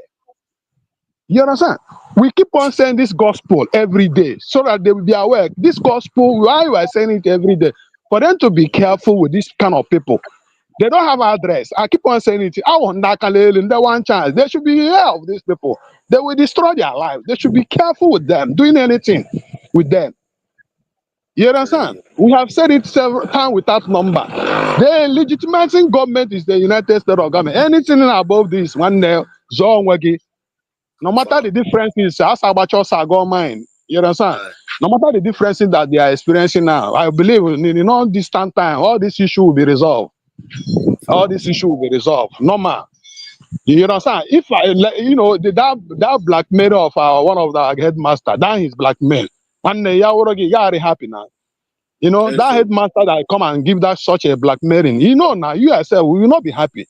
The whole headmaster that they head in a school will come out and tell you that attack in a school. One no will tell you now. No, how will he feel? Oh, will tell you. Yeah, when you're gonna search more, yes, in this more. Akwa wa no nwe Johnny akwo so kwota Alhaji ka na achuru efi a. Akwa kwuru o jo nwere mba no no ya so kwota Alhaji ka na achuru efi. So me hearing maka ihe na aga. So why turning around now? Okwa this we be watch again nkwa na onye ndị push gekwe ya this evil people. Okwa nwa yi so ọcha. Okwa nwa yi so ọcha doga mkpịsị. Ya wa doga mkpịsị. You know that faceless idiot, that Biafra scammer, that scammer. The Biafra whatever they call a scammer unite. Oh doga mkpịsị a. Ka akpọpụta na social media bịa mee ya akaja. Lee a whole general representing a government. Ọmara ebe aha Biafra rule. Has he known where our name has been? Honorable suspension. So ya nwere onwe suppose ịkọta sign. Ya kọta sign. Ya wụrụ nwa abụọ ga-akọta sign. Nwa abụọ ọbụla na-akọta sign. Ị ga-akọta sign. Mana when to play game, when to not. My advice to them, they should be careful with these evil people. Mostly this fallback 2 or 3, whatever they call themselves. They should be careful with one is watching our friend. Okay, destroy here. I read my mic, please. Yeah, thank you. Very, very simple. Those who get straight. Okay, thank you, brother. Thank you so much for that wonderful contribution. Those who get away straight. Una no go near Biafra Liberation Army. Oh no, radio. I want to many of you they close to information. Biafrans have delivered their message. If you go to many platforms today, that's what they are saying. They are giving the same advice to the Biafra Liberation Army. You must have self-discipline. You have to know a whole government well structured. You have to try and know ị na-aga ego mediocres ntị na-aga take orders from mediocres nwanne ewugo onwe gị n'ala na ugwo onwe gị na ofu onye a na-akarị ọra yọtago ofu onye siere ọra ga-ericha ya ọta ọrịa siere gị ị ga-ericha ya so nke ọbụla onye ọbụla chiri just respect yourself. Enwego government, we are no more on that group. Enwego many commanders, many states, many onye ọbụla onye ọbụla everybody's like kind of developing their community. I like Mutes we structure all this thing. There's a very powerful wisdom on there. Watch onye ọbụla on a state here. If you want to go, you can donate to your state, or you can donate to federal. But charity begins at home. Nke abụrụ nke ịpụta na nwanne onye ọbụla nwere steeti ya aka fundraising gị nweta ego gị donate to your state. If you want to donate to federal gị donate onwe onye a na-achọ ọkụ. Then ọrụ ahụ gwara na Biafra Liberation Army, you must follow the chain of command. Anọ na gọọmenti mgbe amị na-enye gọọmenti ọnụ gọọmenti na-enye amị command. Ọ gọọmenti enye amị command, go and do this. And agụgụrụ unu amechago bịa gụọrụ unu the constitution of USB government under defense iwu ndị defense na-arụ ọrụ bịa unu hapụ ihe ọrụ unu na-arụ unu pụta unu na-aga achụgharị mediocres n'azụ ebe ọ bụla ya gwara unu na don't worry don't hate Dr. Rebeze, don't follow them, they are cheating you. How much are they giving you? We are going to give you better money. Gị hapụ gọọmenti na-aga eso ndị mediocres a mana a ga-esu gị imi up to now they can't even account for Holy Ghost. Ndị brig emebekwa akaụntụ Holy Ghost agaraga deceive Holy Ghost agaraga chepụta ụkwụ n'ama si abịa kọwa ọnụ nwoke mmadụ hapụzie ihe ọnụ na-arụzi n'ime ọhịa bịazi na-abịa akọzi ọnụ. They cannot even account for him. Ọkwa ahụ atụfuru onye nke ahụ ha dụfichakwa onye o destroy ha bịa werekwa the team bokwa USB gọọmenti esi na Chukwu na ga-emere ndị a ebere. These people are heading towards the Red Sea. All these enemies, they are heading towards the Red Sea. The only thing that they need to do now is just for them. All of them need to confession every double. Confession can be go and mark it somewhere. Obi-Wan, can you hear me? Yes, I can hear you. Can you hear me too? Sorry, I can hear you. Please take the mic. My topic and on email. Please continue on that. Yeah. Thank you very much. I really appreciate that. And everyone in the house, in the studio, and the listeners, good evening all. So, the most nicest thing that is happening now that is so awesome is the world evolving. Yes. And we are opportune to be part of it, because when you check what is going on, like the story of Tower and stuff, you can imagine the video you play here and how advanced that they have been. And these are the things that the West don't want you to have, or to develop any African country, because there might be a competition. And for the fact that this country is working very well, every other person would like to do the same thing. You understand? So when I can just see that now Biafra was the last miracle on earth, I think he actually meant that a strong country like Biafra, or the day Nigeria Kewa, with what is happening in Burkina Faso, a very, very strong boast to every other African country. I am to South Africa, Eastern Cape can be on there. Xhosa people will live as a country. Zulu people will still do the same thing. Yes, now, you can travel all over Europe, and you can see a country depopulated within 6 million. Now Europe, I've been Africa. We are 90 million, 60 million. At the same time, I cannot imagine how somebody Mona give in a flat. We share room in a flat, and only be another building have access into one of the room, none of my flat. But more been at the room, more been at the flat. Sorry, and more access to all of the rooms in my flat. But a stranger have access to it. Not the African countries, I will be looking for visa in Africa.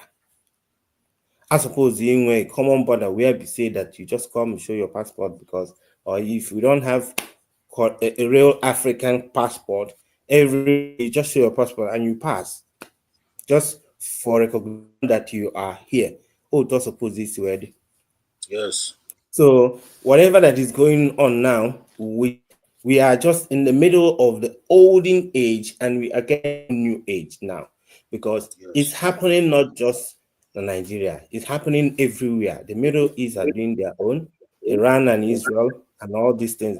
It's everything is supposed to happen because of the networking that is already happening in the world. Do you understand what I'm saying? Like the internet. You can imagine how you are here now. Mass communication at school, but you are actually in the media. Self-practice, easy access to the world, information, and I pass from one space to the other. Or human being before.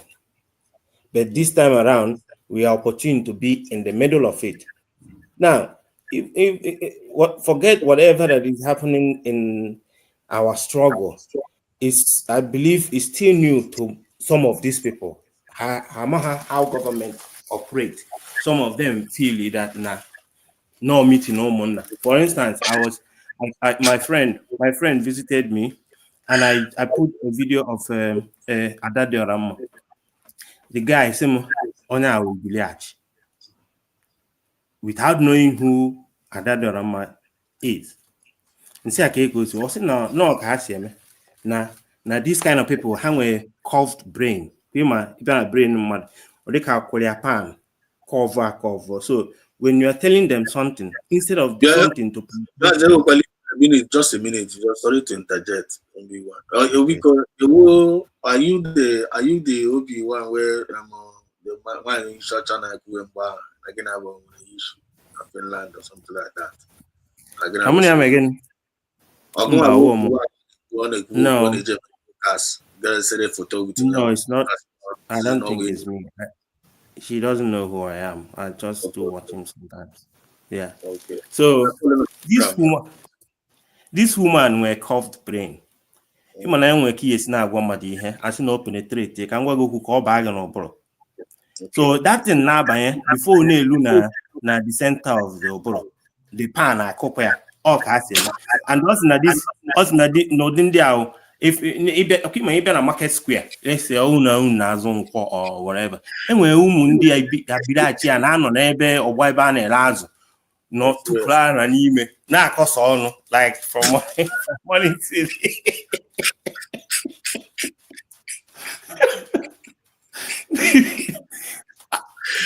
about me in a picture what I'm saying, like if ha n'ime if a na-akọsa ọnụ anyị akọsa ọnụ onye ebutekwara azụ taa ebute azụ taa anyị akọgide onwe ọnụ. So ọfụ ha Adade Orama or sim that na onye I actually be even at this Biafra movement.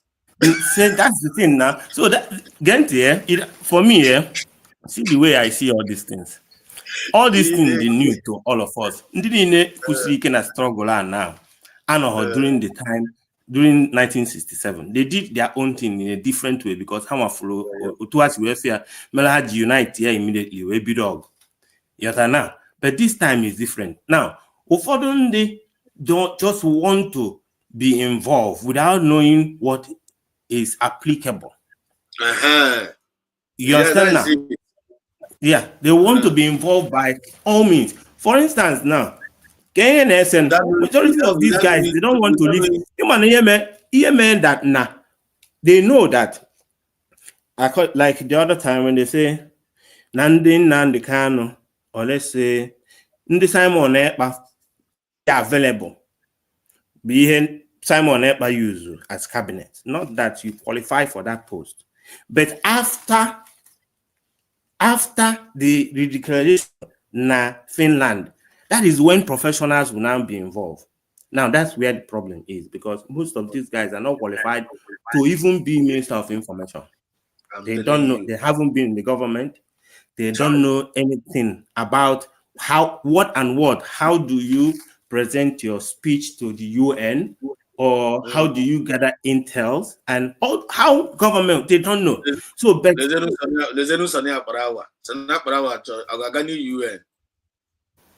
oh, that's the thing. So now all things, and somebody try before Prince Charles a video don't know na okwa no na England or Prince Charles can know the black girl yellow king na imana from Mbo Pempe, they groomed them to become what they are. So all these people, for everybody in it, everybody just want to be involved without actually knowing that now level I know now I was level has supposed, so now where the problem lies that now if we jump into USB, I am in his office. You can actually see that from Adade Rama's voice, because when you are and they want to be relevant. So if eventually that we ended up entering being USB, that means a horses in China. Just a minute. Repeat that word again. And because you know, pass a very strong message here, but that's gonna think. You're talking about point. Yeah, you said something here. You see that the way in down now, the way here now. Yes, you can hear from. You don't know. This no way here now, but actually irrelevant. That is the point. Yeah. Focus on that not better now. Because some of them I gave PT one vital point again. I gave Rahuru. You're taking my point. That now, but a lot of things involved. They want to be, they really, because in her office, they are not doing anything. And they already know where they maybe before. The game are causing now, they are not required. I'm telling you. And they find it so difficult to actually accept, because now, if you really want Biafra, what you will be aspiring for is for the best to front. And we have supposed email, and you are not capable of doing it. But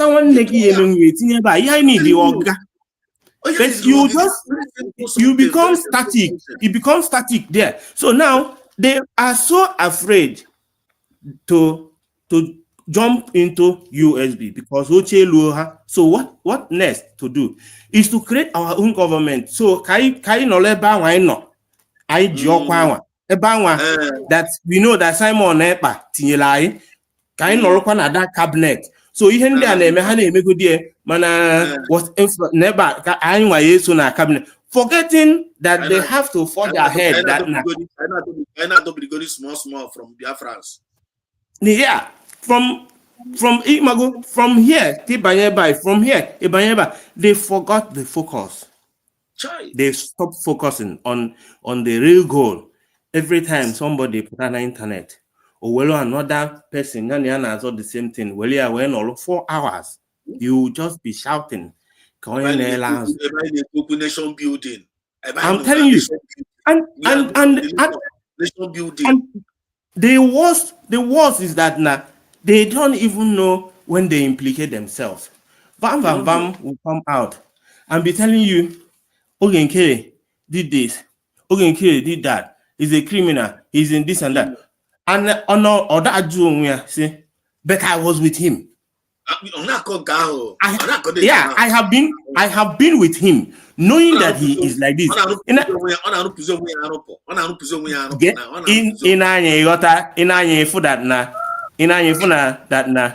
The next fight that will happen. I don't think that Remy Jews because Remy Jews have followed on whatever thing they cook here now. It's Remy Jews say Honoyaka. Oh yeah, pop that bam. And you know that now very soon, oh yeah, set. Careful, Hana bam. Very soon. I can see what Adade Orama can do with bam. Because you need to mana bam what I'm saying. Ogenkere was like this. But one and if we are for steady, for, yeah, I will be for 7 years. I will be Eh? already. I am going. I na go no come and okay. Adị m ekwu anyị nwee egwe, ana m ekwu ha nwa dem ada dị ọra mma na ndị all their group ha nọgidebe na-asị m na ha they don't hear you even when you talk about it. Ha ya sị ọkwa gị na this man nọ for because ihe vam na-ekwu n'ọnụ na-implicate nyawa na onwe. Everything that will bring these people down is in their past life, their past behavior. I would say their past behavior. Because here I know that there are market our video maybe before. And you can actually see through right these guys. You are not stable. It's also being or you bring the negative energy in things. People are supposed to be focusing positivity in whatever we are doing. They hope for tomorrow to be better than today.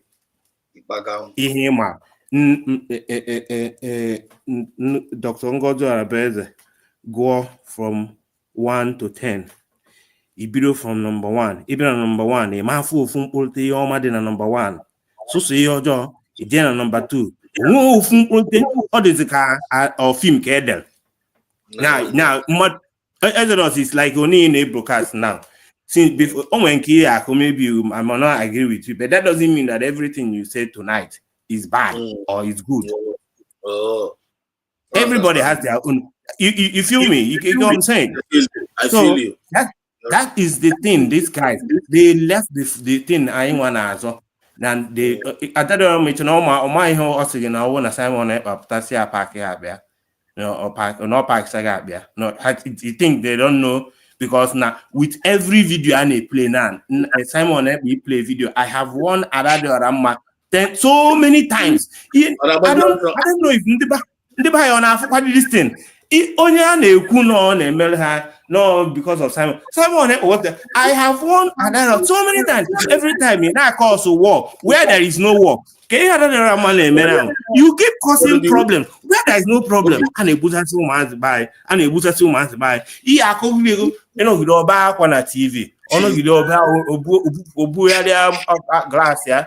Udi huna na ma kanisi. Ogo ọkụ ogene ọ na-eme ihe ka onye sewasịrị anwụrụ anya. I don't just understand like sometimes ọ lahụ ụra na broadcast. Off the mic, off your mic. Off your mic because I'm trying to be church in Amelia. You church in Amelia drum. You church in Amelia drum. Then the best part about that is what you call Yara. I'm careful in that sense. Okay, we go very well. I'm going to have a room now. Mind your business. Are you there? Can you hear me?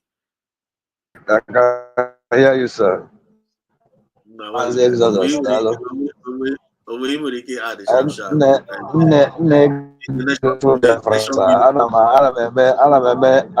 the discussion very, very enjoyable. Very, very enjoyable. I am the I don't make a Biafra, my brother. Keep it up, my brother. I like the truth. That is where I stand. I am get that program like this. Again, I will go 247. Again, to survive and again where guy always makes me happy. No, keep on up. We keep on fighting our way out. That is what we have to do. At that door, I'm man the poke yourself. For when wait. Wait. Let her for the poke one you saw herself. For when wait now. No problem. Today with nation building. So okay, nation building one. I am the good one again. And I'm online again because I'm on I got me a much. I don't know again. While I'm online again. I'm on I got my phone now. But just whatever 1 minute to post something about nation building now. Just okay, what we not forget God now. Forget just cultural offer. I don't know where get go for. One. Okay, no. What's about the Obi one? Make it chukota. Only some trees, some trees here. Okay. Anyway, the thing there is that now I think the West are scared of Africans. The Wakanda, like you said. They are very, very scared of the next Japan in Africa. I'm telling you, Very, that's it. very soon, we will be doing road trips from Kenya to Mozambique to Tanzania.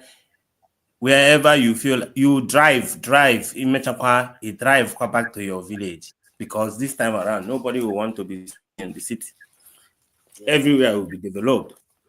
Yes. And there are three features that when you look forward, you tell me as Utuan Nandekano, don't you think that you might get the highest Jewish temple, Nana Biafra? Every day, Israel and a troop in. I don't know if you get what I'm saying. Matter of a bite.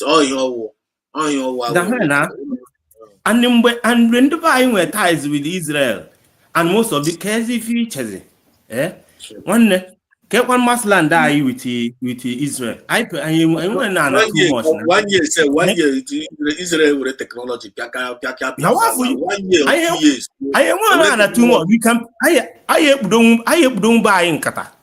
I'm telling you, 20 years, Israel with technology. Everywhere. In a Tigwam no na Utua Israel. In a Tigwam no Israel na Iran na no na ya go informed. The man of ndị mmadụ ya just see Israel nata because of Messiah. Biafra land no ha nwe na Biafra land. Nolo ka na anụzi dị agha.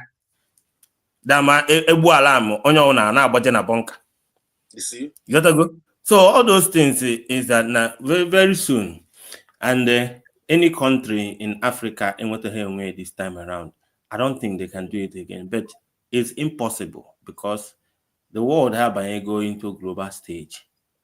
That now event now happen, they trigger another one.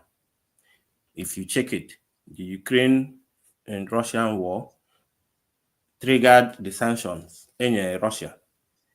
With whatever, everything. Bidonesi is the property, most of the big Russian whatever. Until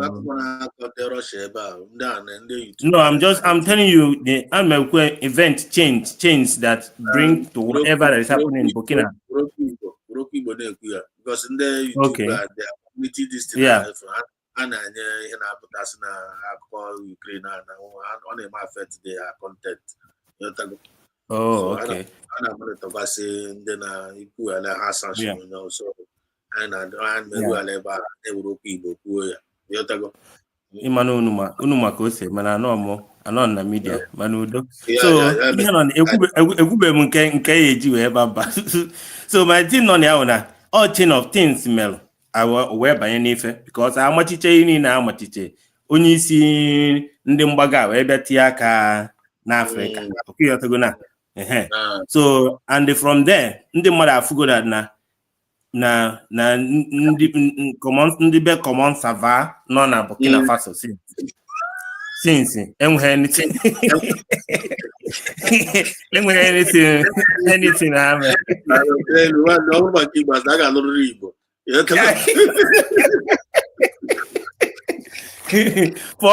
for how many years I don't know Burkina Faso enweghị anything na ya na-produce na Burkina Faso now oh a shame. Oh, a shame for Alivu. Anything. So what you have to understand is that now we just have to make sure that now we put the spark. The spark comes from Biafra land. That's why our flag carry blue the sun that is rising. That is where it will all start. That is where the freedom will come. That's where every other African country will realize that we are one color, we are one continent. In all Europe, they don't call you, they don't, Hamadebe Zambia, Hamadebe Burkina Faso, or the Hamadebe Tanzania. All they know is you are an African. And you fellow Kwazia, but Africa, your fellow African person. Then na South Africa, and other foreigners, other foreigners, hospital and now treatment. Can you imagine? An African continent for free because all free medic and they could also Sunday that black people and black people so my dear help is already here all now following the amount I logo Some people don't know. I know. Everything that happen now is supposed to happen. For ndị amaha, well, so easy. Doesn't last. Every country na-emewe ọfụma n'obodo sacrifice very well to get if una country US or US or all because they wanted freedom and they fought for it. Anything that came so easy for you, Nigeria was never fought for. I just maybe shop manager. So that's why you can see that they cannot even be willing to lay down their life for the country to be good. All they do is to tell you one Nigeria. But he says they can protect that thing. They cannot do that. All the people in Nigeria love Nigeria and they are willing to do in Nigeria. And I say one with all these things that is by now, Nigerians are supposed to get on the street, they protest, not Biafra.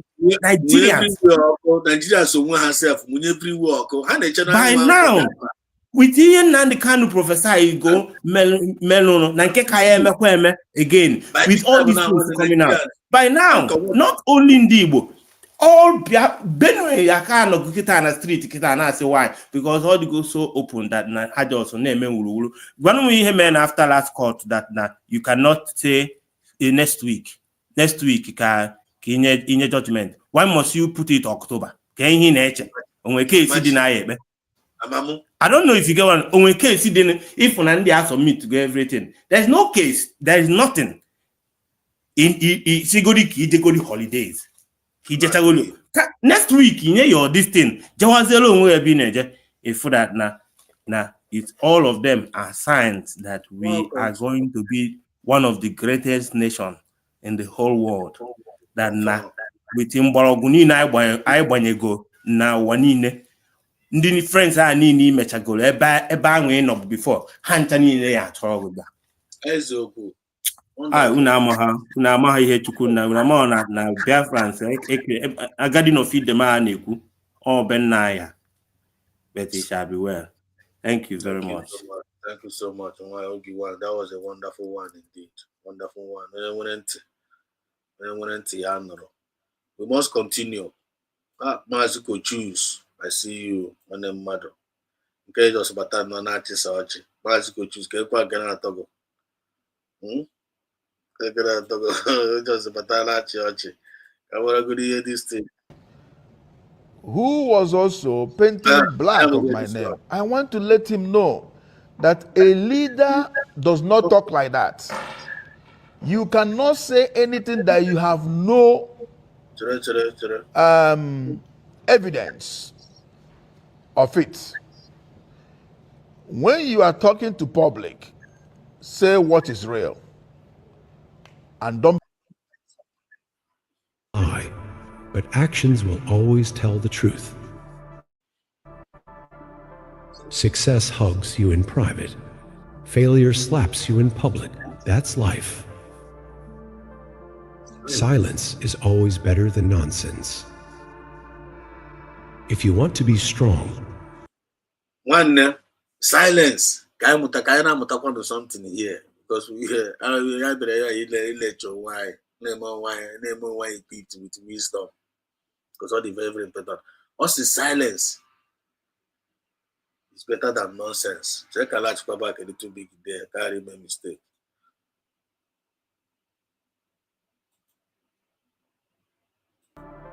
success hugs you in private. Failure slaps you in public. That's life. Success hugs you in private. Success hugs you in private. Failure slaps you in public. That's life. People to failures when I go the fallback accounting up and down. Now, you failure now go get accounting now. Bam bam bam na do to name them. All these enemies of our freedom. Watch out to failures now, failures now go accounting. You need a plan. Failure when I pay accounting now in the public. Oh, what be half? I can all kind learn one or two. Life. Silence. Silence. is always better than nonsense. Silence. No moral decency. We are talking about nation building. On nation ideas, when you're disposing, we take it now. Ideas get move this movement forward. If you don't have any idea that will be moving this movement forward, one no go. No go. If you make it no go, we put something get any progress in this movement. Yeah, keep your mouth short. And when you keep that your mouth short, down, all the better than nonsense. All the better than nonsense. You don't you no go we put government here, or you don't you no go.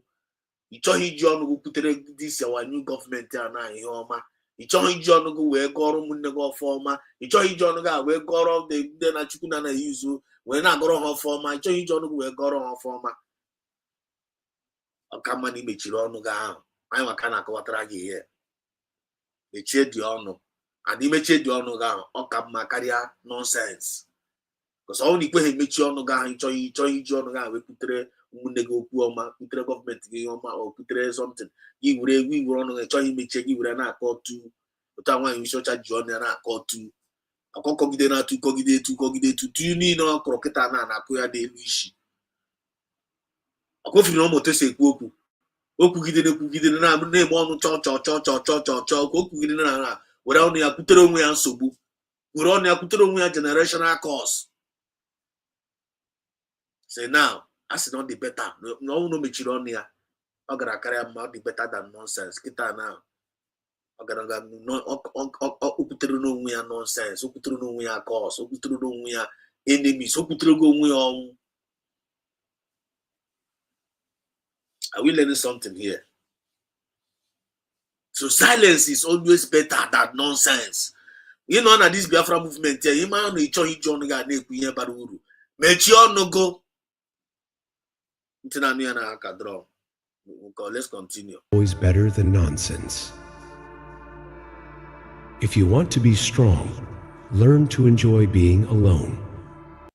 Then I only need to read this strong. Only to read this strong. Only to read this strong. And this and even that even in your family or in your this Biafra movement here, you're talking about you want to be strong. Like you learn not to enjoy being alone. Probably if I make it wrong, even the one in mobile you man I like the reggae.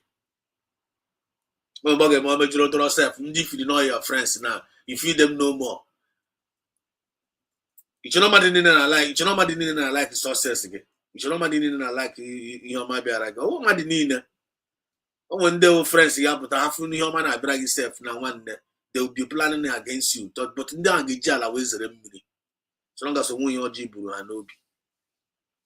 When you play Tarabu, when you play fine Tarabu and Obi, when you are not talk or tabu bossy anyanya, Anyonya and I get ball completely. Anyonya and I get ball completely. When you play fine Tarabu and Obi, young machoreta. Don't worry. Anyonya na get more completely. So we are 5 minutes. So if you want to be strong, learn to enjoy being alone. Mobile for have about business and you on the right path. They want to leave you. They want to leave you. And one far. Actually, happen about one. They learn to be that alone down with that truth down. Learn to be that alone with that truth down. Learn to be alone with that your truth. You better this thing in yourself. I want to make us know something.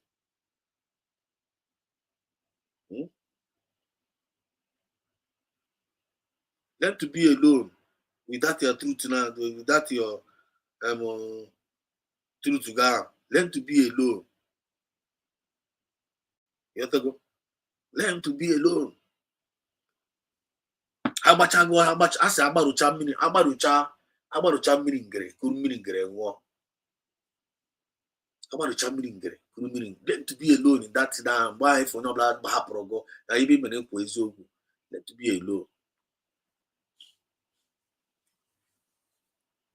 I want to get this strong.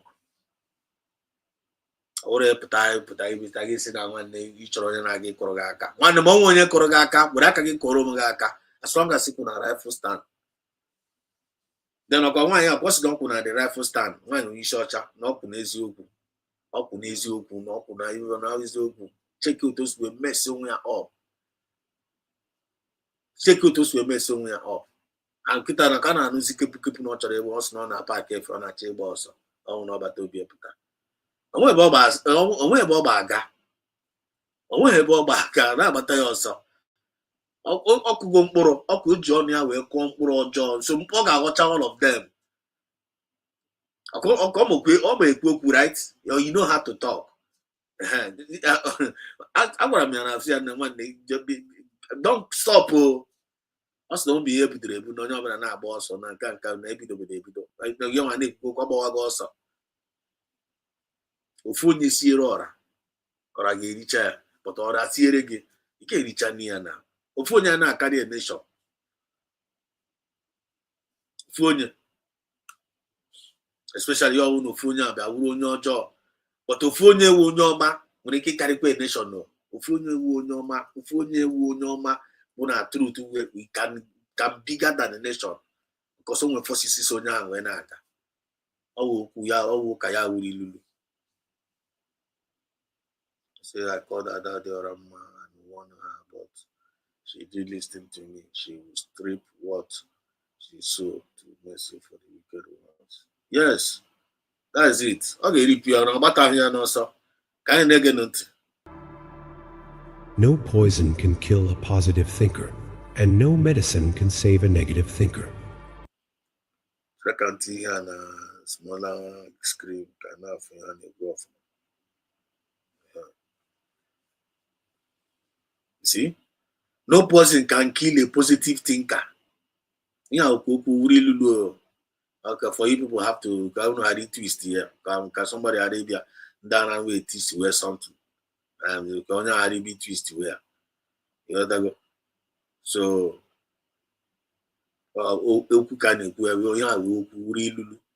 no person can kill a positive thinker, and no medicine can save a negative thinker.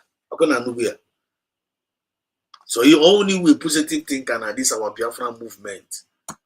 Only person na game na fachuko ka biama. He said, but I na kwatra ya na iwuru a negative thinker. The way medicine nge save ni onya. So this negative thinkers in na this Biafra movement. Hey Korogo, are you getting the point now? Hey Korogo. Huh? Korogo one now only with negative thinkers no way any medicine get save now. So what technically any person of like way negative thinker and this Biafra movement here now Korogo. That's no only was in me. I'm gonna connect the dot here. Then only with positive thinker. Who is a positive thinker? In a church choma by this movement, in a church choma by your families, in a church choma by in a church by relations again, about in a church choma about people around you, in a church choma. Yeah, I say that no way poison nagi, no way poison gave go now. And then the Bible said that way is okay window. Okay, I have to. The Bible said is okay window. When your child put to Paradilu na side in care, now we're going to poison a positive thinker. Are we learning? I hope we are learning something. Overthinking is the biggest cause of unhappiness. Overthinking will be the biggest cause of unhappiness. Overthinking is the biggest cause of unhappiness. Overthinking. So which means then for obi no be na baro unhappiness more than obi ana ade hamma. More obi ana ade hamma. Onwe na eme ha no wa meta hamma. Onwe na eme na even na this Biafra movement. Onwe metra ha meta ha mma. Onwe mere ha meta ha mma. Imra no na this Biafra movement you all no na the state of no we mere meta ge mma. Or the like nwanya if I dey kwukwu okwu ya. If na nwanya anyi ojo nyi no no wa na nwanya agbara first.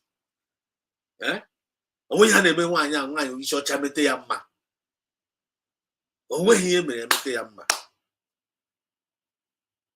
ya na kwatara gị ebe a na overthinking is the biggest cause of unhappiness.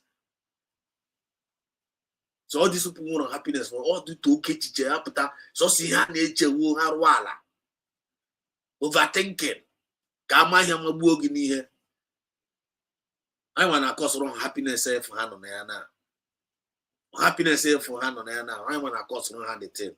Do you get the point now? So only if you hate unhappiness, if you hate unhappiness in your life now, even in this Biafra movement, yeah, it's on happiness.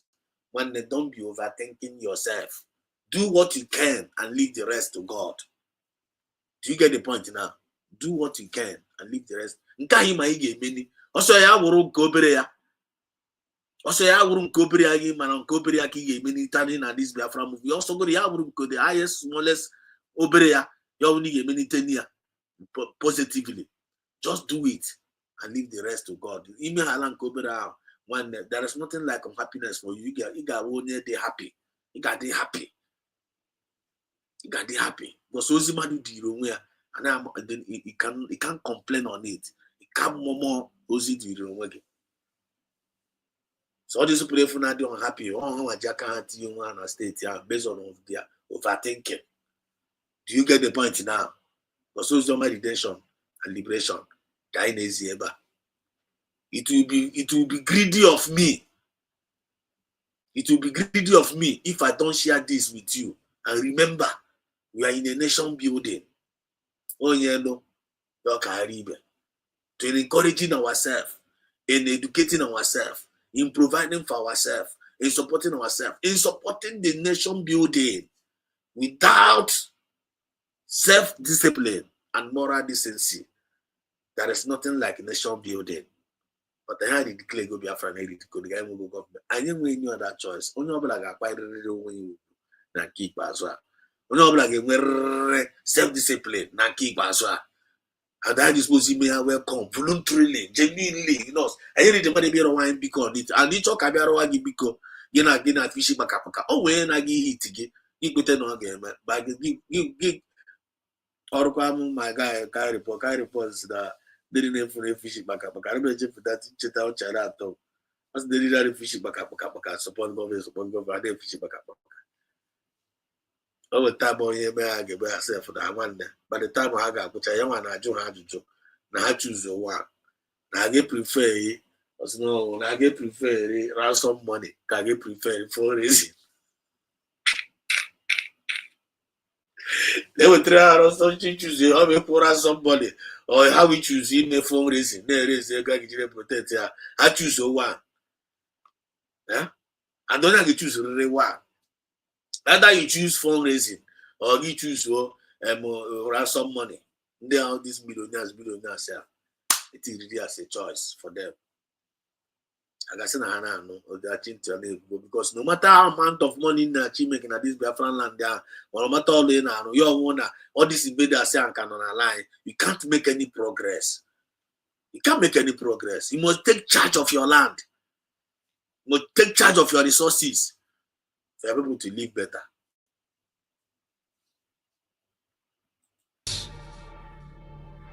Keep your thoughts cleaner than pure water. .as water drops make a river. Thoughts make character and faith.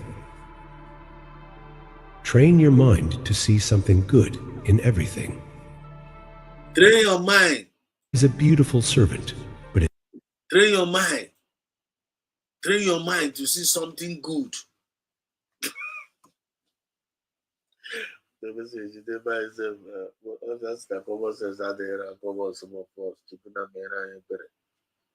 And the truth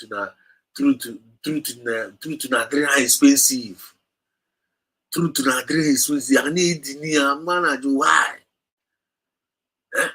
Truth na very expensive to coordinate.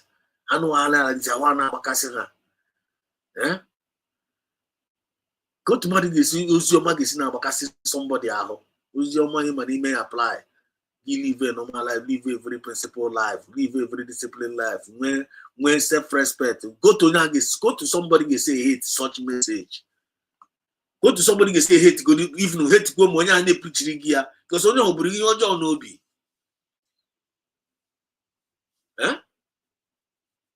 You listen them now. One, we must tell ourselves reality is setting in. Reality setting in. You know, now Jonah. You know, against that one, the Jonah enter fish, you know, enter. You really turn out to joke. One, now Jonah, the one walk for real, walk for real. When some of us walk Jonah and keep as well. Even some of us the more dangerous than Jonah. Ekwe, ano. We pako we no fe. No ajo. One, no blast we pako we require. All Jonah they are. Oh, Jonah, but I can't call Jonah. He gave me near Jonah. But some of us are voluntarily becoming Jonah. Now, form Harry Jonah. Even before I used to be Jonah. To be honest with you, I see the most guys, the much tuna have body my car. Then I would have 0 1. That's 0 0. The man was now one name with my problem. It seems I'm not talking solve a problem. You got solve. You just solve a problem. You got solve the problem over. And now to shadow. It happened to na sigime. And by the time I enter myself into a very unnecessary frustrations. We have carry my desire to like an awful. That thing I am money game. Do it voluntarily. Stop complaining and stop murmuring. Train up your mind to see something good in everything. Like we hearing if this Biafra, just like our brother Kupuruku last time around. Also now hearing now we hear dispose him. Obi-Wan was saying it here. Also hearing now we hear dispose him. No, already here something we're surprised. No one would do when you can't get what you want. So God blow up na art now. Na art ma art renga waniru. Don't regret man na art.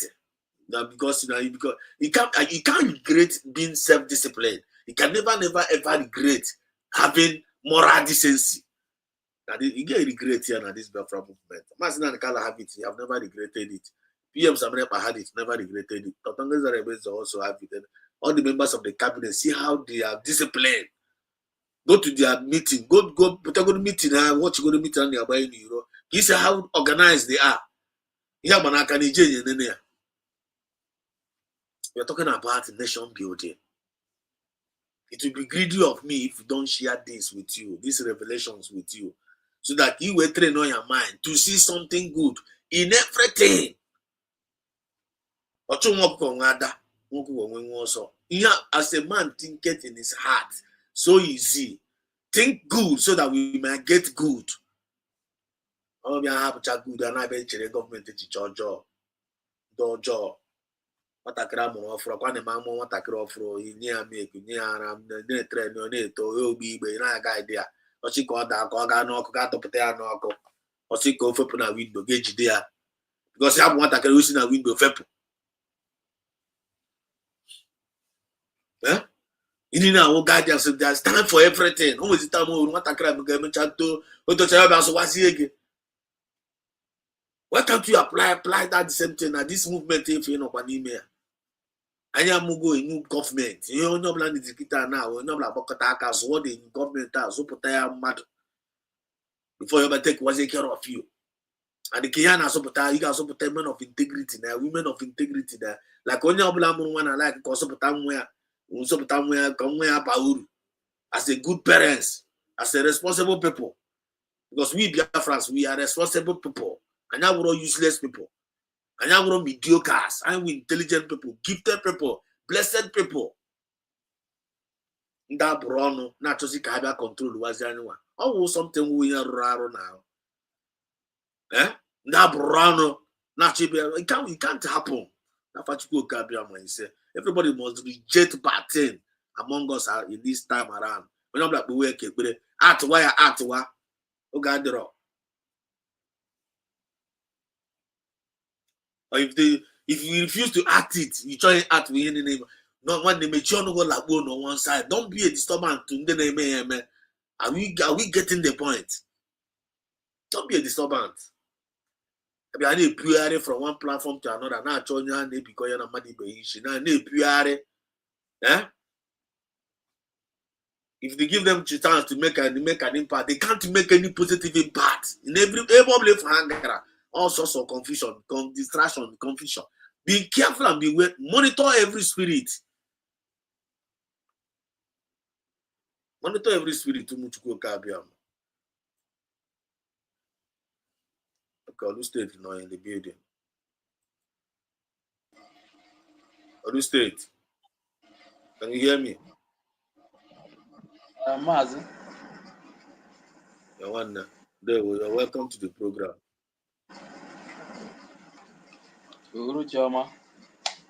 Yeah. Are you free to talk?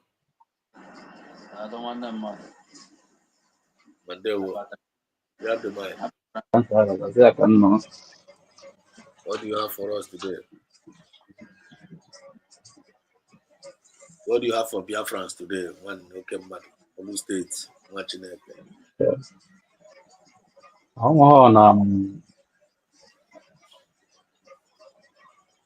Ihe ya dị ka esi eme ya na ka esi eme ya dị. Ọ nwere ihe m kwuru bata ihe ahụ sị ya ka m weta ya ka m mara ka a tụlee ya mara ka ọ esi adị. Ọ dịkwa ka ya bụ ihe ọ dị iche na ihe ndị tọpik iji wee pụta today. Mana ịmara uche onye ọzọ nyere onye ọzọ.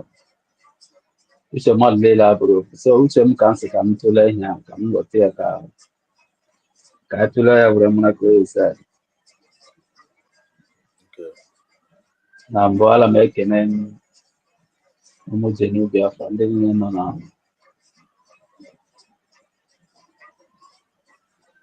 right track. Ndị niile na-esonye n'ihe na-eme na USB. Ndị niile kwudosiri awa DPM ụkwụ ike ala. Ana m ekene onye ihu na onye azụ. Mana ihe a na ọdụ ka nkata nke mụ na gị na-akpa mana ndị so n'ọkwa na-egekwa na ndị ka ya egekwa ege nwere ike tinyekwa arụ nke ha. Ọkụ ịla m na-ekwu nwanne mmadụ. Yeah, very loud and clear. Onye na-anụ ya taga anụ ya echi na onye anyị nwa na-eme ebe a irejista ozi ọma anyị agachi ike. Onye a na-eche. O mere ihe na-asị ka anyị tụlee ihe ka a mara n'obi m like ndị ndu anyị a kịta ha ji esi etu a m na-atụle na-asị ọ pụtara na o nwere ihe Biafra asị nwere ike esi daiz onwe ha achọ na anyị nwere ike ite ekikita na onye ihu na onye azụ onye ọbụla kwu n'eziokwu ma ihe a na-ekwu mana anyị nọ na right track mana ihe anyị na-azụ ọ bụ ihe dịịrị anyị ọ bụ onwe ka anyị ga-esi tụwa arụ na ihe dị etu a ka eme ka ndị isi anyị anwụ ike pụtasị n'otu ntabi anyị nsị ka m jụọ ya ka m mara ka anyị bido kịta ka anyị tụlebegodi ya ka anyị tụlee bikos na aga m agbakọ ya bụ ihe na-asị na-echere ya n'onwe m na ihe nke a nwere ka ọ dị ya bụ ihe nwere ka ọ dị iji wee na-atụle ya ka m mara kpa bikos na uche onye ọzọ nye onye ọzọ ọ bụla o nwere etu ọbụla e ga-esi anyị asị ngwa na ihe dị etu a ka onye ọbụla ga-eme ka emeri ozugbo ka ndị hapụ nwoke pụta ịghọtara ama esola ndị izizi anyị asị ngwa na ihe dị etu a na anyị ebidoghị ya ka emeri emebe ndị ọzọ ngwa sonye so na-ajụ ya na-asị ya ka anyị tụlegodi ya ka m mara yes ana m ajụ ya ka ajụjụ ka anyị maragodi ma ihe dị etu ahụ o nwere ihe anyị nwere ike imenwu like etu ọ dị kịta. Like for now, okay, now you can know something about it. Oh, m sị anaghị ana ọdụ ka ihe m sị ka mụ na ya mee nji wee bata ka ọ sị n'afọ m ka ozi gị si abaisi na nke Obi-Wan Cheregodi, all those state is coming from somewhere. Because I want to talk with a hand or this thing, or something very, very sensitive. And which I got there. But before then, now I'm always state I like Romania idea of now. The kind those are good appending. You'll be one on the show master over here on the so. But meanwhile now, before I need to go on the down, all the very important now get you on. Keep man to get to today's in regards of today's message in person. Remember, we are in a nation building. We talked about moral decency and the self-discipline. Actually, we got to go to more Biafra in regards to that. Then I have a Zen now. abụna emu ọnọdụ ka mmadụ okwu ahụ ekwugbe n'onwe anyị ya bụ okwu nwere ihu ọnọdụ kịta na mmadụ iji were ịmara wọchị ga anọ dị kọrekt batrị ya dị adị ọ na-akwụ akwụ i wee gbara ya n'aka gị na ala gị afadụla okechọn na gị na ịnọ ndị wee iji okechọn nọkọta ịchọzi ile taịm mụ na gị ma ebe taịm gị na-eje ọ na-agafe gị agafe ka ị na-eje n'oge ọ ị na-eje late wee bịa tụgharịa wee chọwa enyo chọwa miro iji ejide abịa ilebe wọchị na ịgbara aka cheki ya na anụ na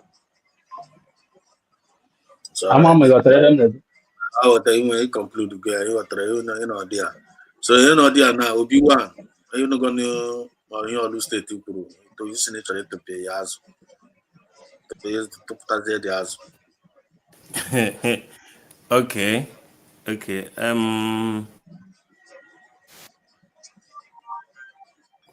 Who muted me? Somebody muted me. Nobody muted you. What are you on? Somebody muted me.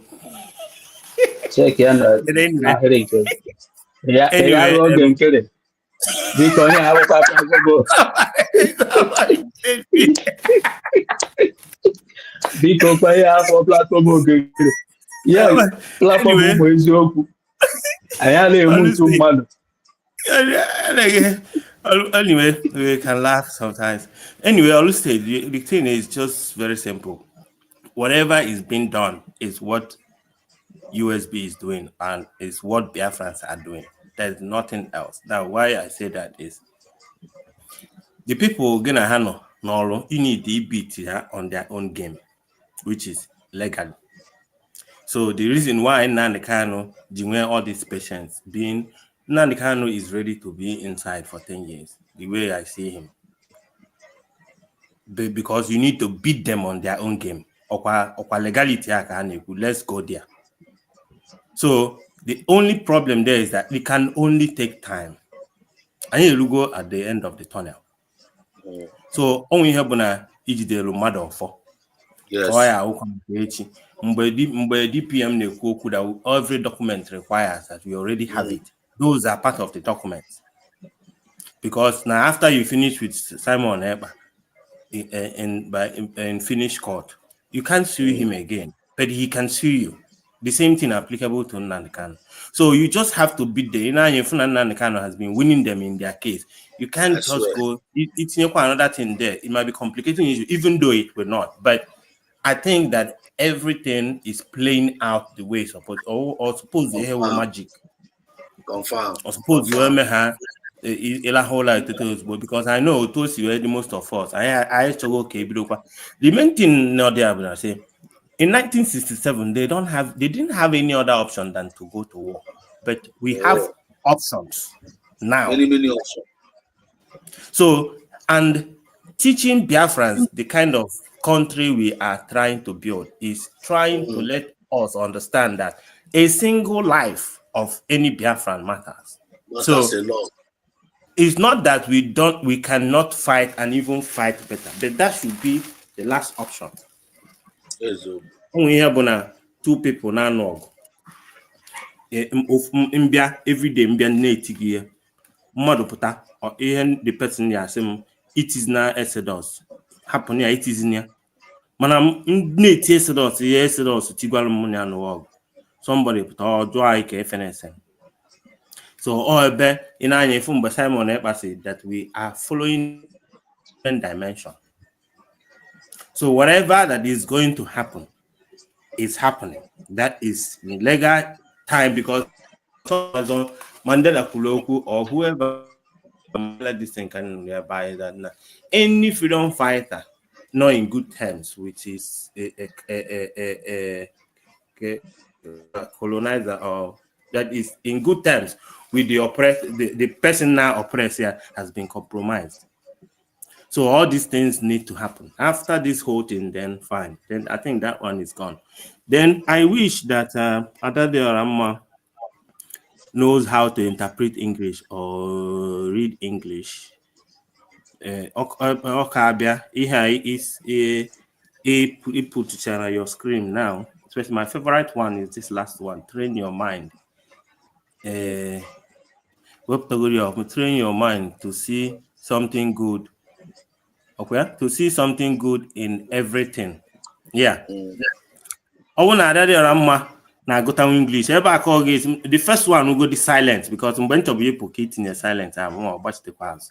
You notice can notice your day prescription DPM in Delia because on critical to because I'm saying a position of that woman in a very good place as a psychiatrist. Somebody now go Ndala. So when you look at these guys, he already understands what is wrong with them. You understand what I'm saying?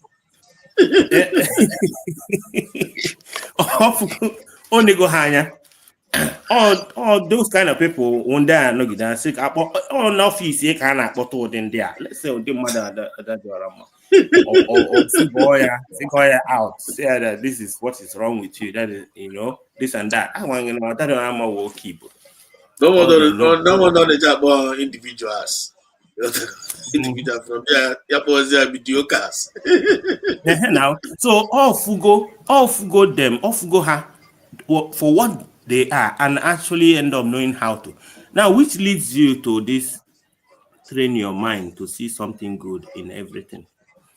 For instance, in many example, one of my friends in one small river.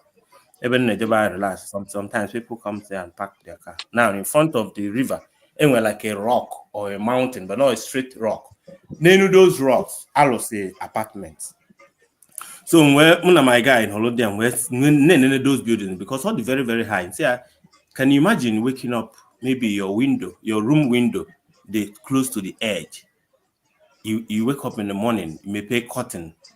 A careful how. Imago never turn come what I saw. No, Ubuntu's bunde. What about rock bali? No, bulu. Unoni na da. Mwesia, manada was not my thought. When for that thing, what I was thinking that I wake up in the morning, 9 for cars in the morning, traffic and the sun rising and the beautiful trees and this and that. But he did not see those things. He only saw the destruction. Exodus, what I'm talking about. Yeah, I understand. That is the way the mind works. If that leads me to Adade Orama of what I said before. Nangozi Yeku something 1, 2, 3, 4 till 10. Mana in each and every number, Adade Orama can never see something good any of that. I never see anything good in any of them. I don't know if you get what I'm saying. So that's why you say that. The last one is kind of my favorite one because the moment which is applicable to our relationships in life, love. When you love someone, he pussy for the bad things on now because you love. When you say I love conquer all things, it pussy for the bad things. You focus on the good ones. But when you don't like your relationship, you believe for that no allow or no say that now we have a weapon area. So all these things is the mind. Oh na I want to know why feeling I know at the right track.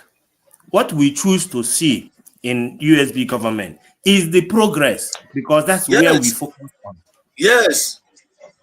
Yes, you are getting now one. All the progress, and with the progress, that is where you keep. Tomorrow will be better than today. That's it. It's not energize the leader. More. But when every time you come out, it's all about be method here. What about a method? the whole thing when okay. I say to and complaining without solution. At least he got on here and comment. It took one and comment on my. He got on here and comment of my. He did and comment of my. It took one no case, but the whole time everything is all about utos me motapa pancake, more rihiaro, monoro or course that is so on your own. The moment anybody that thinks so deep, actually, once you just watch that woman, you understand that not just being unstable, the woman has a mental disorder who needed to be evaluated by Dr. Ngozi Orabreza.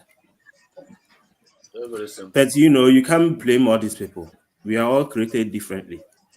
As we all need to challenge our mind. We need to have an open mindset to learn new things. When you learn new things, it expands your mindset, the way you see things. That's applicable to this training of mind, because the mind is one of the most powerful tools in us. That was what I was saying the other time, but probably I came in the wrong way. Maybe you guys did not understand me, because if you remember that they asked him that not everybody will understand what I'm saying. I do apologize for the other time. So, but the thing not there is that now see this struggle in a different way. Most of the people involved in this struggle, most of them don't actually understand what it meant. What is it? What is the next stage? That's why Odell has so very, very not easy to understand that now you have to be submitting recognition with your real country name. You got what I'm saying? Because you were able to understand it. That's why it's that now AC go from agitation to autopilot to breathe to the country in a kuzi about it. The only thing remaining is just for you to secure your land. And what is holding those things is the fund. So we just have to understand that now it's playing out. During the harvest, so everybody is contributing in the struggle the way they feel like the best. Some of them might not know what they are doing. Some of them might be like say not about to be don't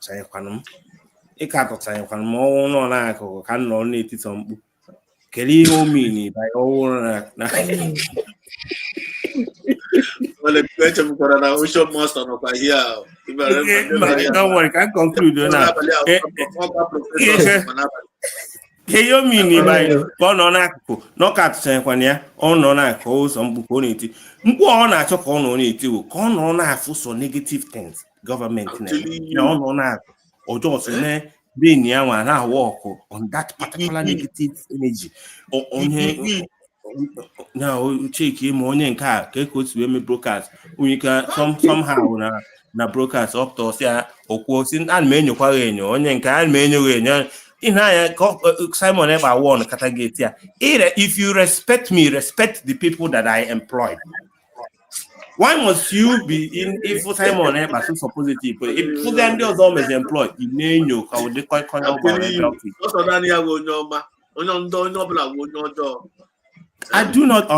I can never ever understand that that even at this moment somebody like Adade Orama is still involved in this struggle. When stage I know that and we go in this anyway. The only thing all this thing that this thing is still happening now is that the two main people because now the Kano Meloihe only Igbo Emenube since the beginning of Ndibo that only Igbo ya decide is sacrificing therefore maka nna ndị ka na-elugo level Igbo ịnọgide kuzi n'ọha na n'ụlọ omenube the only person we respect is God.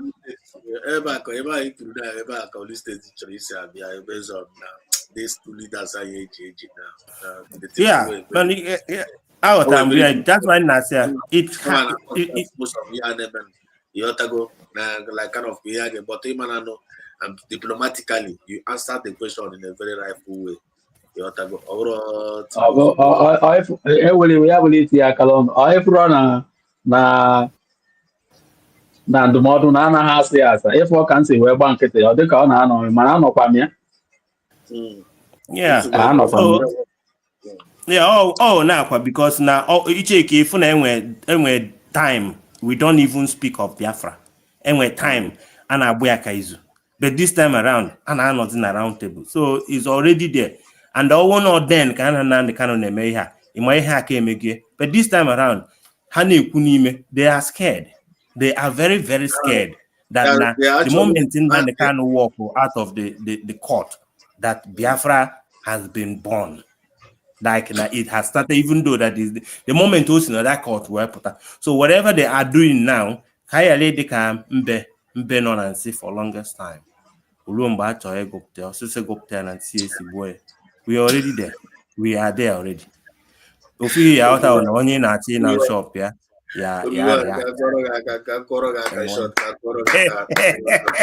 Don't know what to cook. It touches us a lot of things. So because can you see I'm a monster, ocean monster. Because my brother, Mazi Exodus, I greet you.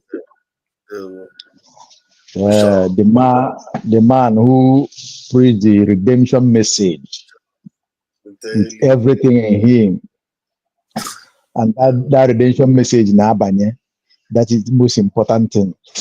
When I suppress the program Nabali, I think a topic they are suppressing the Anna suppress the program Nabali. I'm telling you, or the view.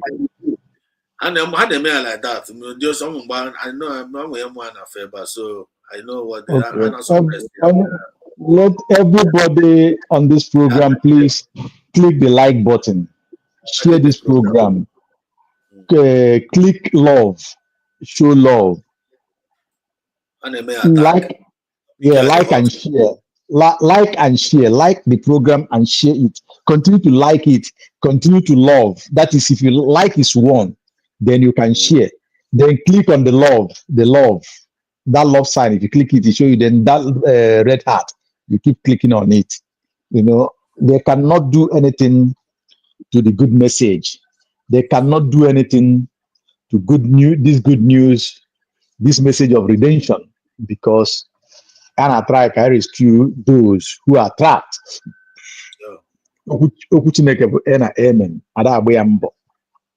Now, I greet you, my fellow Biafrans, according by your time zone.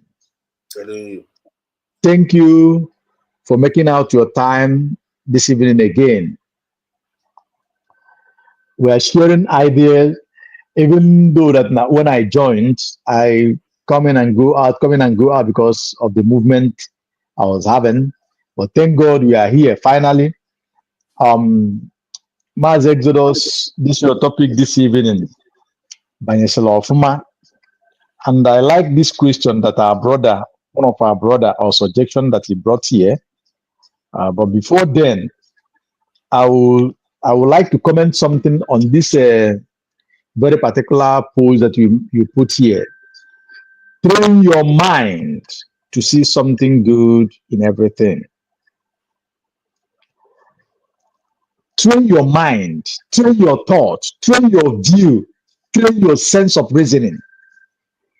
Then bring this love inside your heart and your spirit. You will have this quality of looking things from the angle of positivity, not negativity.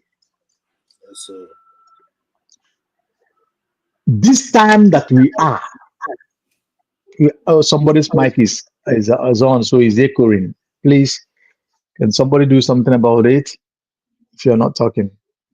So this very particular time I'm on here, people should understand. Yes, all of us should understand. Yes, this time we must pass through it. Wherever freedom fighting people are fighting to liberate themselves, to go out from their shackles, wherever people are trying to build their nation for independence or agitating for independence, there's always rooms like this. There is always situations like this where you will see some people,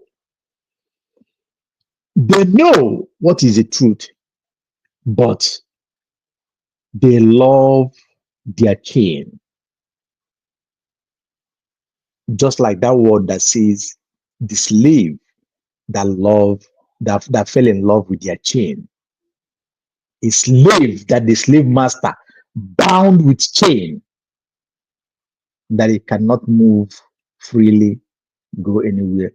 But this slave now fall in love with the chain that is holding him or her. That is part of the situation we are seeing here. Some of them don't believe in this our freedom. Some don't like this our freedom. But when they come, they will pretend as if they love it. That is part of the problem that we are facing today. Some agreed because of ihe nlite ndị ekwere nkwa ndị enyere nke enyefa, then ndị na-eso ndị ekwere nkwa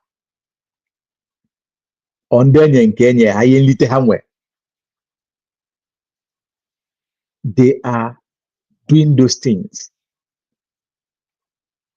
tarnishing the image, talking down on the nations that has been declared, trying to portray bad image or as if there is something wrong going on, maybe parallel government or whatever, trying to picture it like that. Some people, because of the position that they want, onye elu ka eze, osisi anya ka isi wee kwa eze, because she or he wants, I will be the minister of this, honorable of this or that, because it did not come to you the way you want it. You now begins to say it or begin to nurture or act that I must put it down because I'm not there. I will put it down.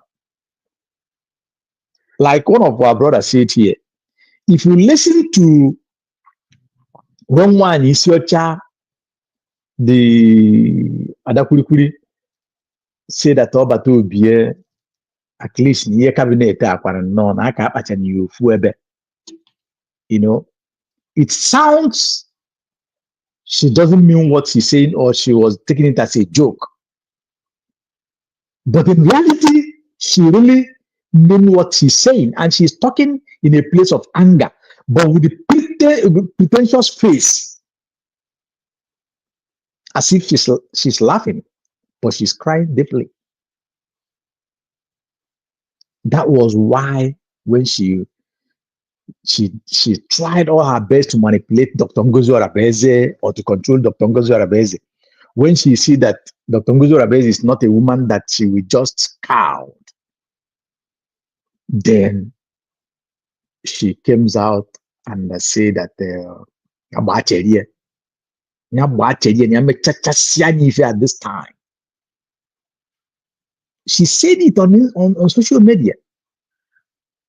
So you can imagine such a people, such a woman.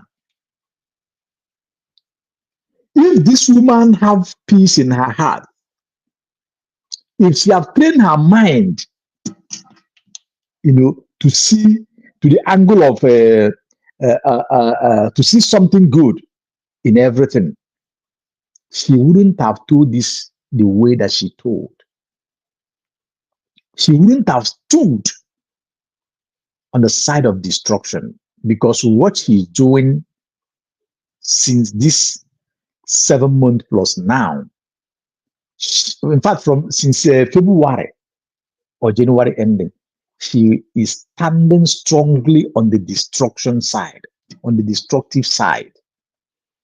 doing it openly day and night, just like yesterday. A fine Biafra, a gentle Biafra, that's a fine Biafran Russian soldier came out.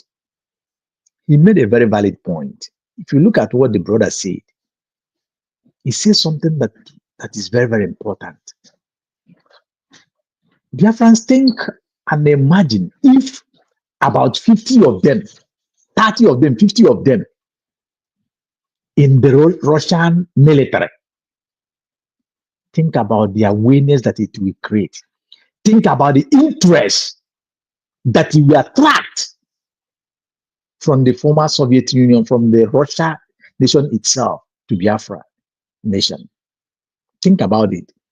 Because when we are doing good, because we know we the Biafrans, there is this gift that God gives, and we were created with it. Everything that we touch, we raise our hand to do. Everything that we're doing, we will always come out the best. It is part of us. It is in us. So think about if this brother, 50 of them, number of them, comes in there and God begins to do wonders through them. Think about the kind of faith. Think about the kind of favor. Think about the kind of awareness and recognition that it will bring towards this very liberation and recognition phase onto Biafra's name. But this woman, in quote, could not see it from the angle of positivity. She could not see it from the angle of love. I don't think she didn't even listen to the message of that guy very well. She just jumped out, begins to talk down on this fine Biafran Russian soldier, begins to talk down on DPM, Dr. Ngozo Rabeze, the cabinet, and begins to talk down on all of us Biafrans, because every attack that like of that woman and her cohort, every attack they made on the name or towards the name or to the name of DPM Dr. Ngozo Rabeze in the cabinet is attack to all of us. It's attack to Biafrans in general. Every name calling, you see her calling and tagging to Biafran name, this evil name that she used to attack. She's calling it to every Biafran, no matter, including to herself. There's no exemption. Even you that is clapping for her while she's doing that, you are tagging yourself that name. She's tagging to Biafrans. So such a woman, if she trained her mind to see something good in everything, this problem she's causing to herself, this thing that she's doing to herself would have not been the way she's doing it. If this woman have love in her heart, if she have the sight of positiveness, things would have not been going that particular way towards her fallback, towards her chatter group and the CRC and co. So, dear friends, this should not deter us. I spoke with one of our brothers today on a program. There was a time he talked, and I say that we are not deterred, we are not deluged, and we are not weak. Exactly. Things like this strengthen us. Whoever that wants to know should understand that now. Any time that is critical and tougher, what do? You don't quit. That is when it will come to an end. Because after that, there is nothing that will hinder, stop you, or become an obstacle. When they have done their worst, which they have done their worst. Exactly. I tell you, dear friends, our two leaders have been held in different countries. One is held in Bongo, the other one is held in Finland. Tell me what more they can do. Absolutely nothing. Now, I bring it back to the question that our brother asked. What can we do to, how did he say it, my brother Exodus? This thing that our brother said. Yeah, He said, what do we think that we can do to make sure that our Yes, I'm a member. Okay, good. Yes, ma o nwere ihe anyị nwere ike ime kịta nke echi onye ndụ dịka ajụ. Yes, that's a very good question. And that thing we touched it today. I touched it today at Mass to Survivor, as if I know that this kind of question will come. And that is when it comes. You don't have to be afraid. You don't have to be weak. You don't have to look at the thing from that angle that the enemies want you to look at it from. But let me ask you this. I believe that you have been listening to Mass Nandekano, right? Yeah. Good. Then you have been listening to Mass Simon Ekpa, right? Sure. Yeah. And you have said here that Mandela said that any time that your enemies or your oppressors begins to love you or being in the same page or you are in the same page with them, it means that you are doing nothing, right? Exactly. Yeah. Good. Now, when Mazi Nnamdi was kidnapped from Kenya and extraordinarily rendited to Nigeria, DOS plays so many characters that are very questionable, like Ogen Kere is playing today. This, I'm not accusing him, but this is odious. Because if Ogen Kere would tell the Biafran military, which he said by his mouth, that they should pause and cease fire, something is wrong somewhere. It's wrong. Mazin Nnamdi Kanu on his word say that anytime you don't see me, burn down the zoo. Oh. I quote the word of Mazin Nnamdi Kanu. Now, fast forward into Man Simon Ekpa.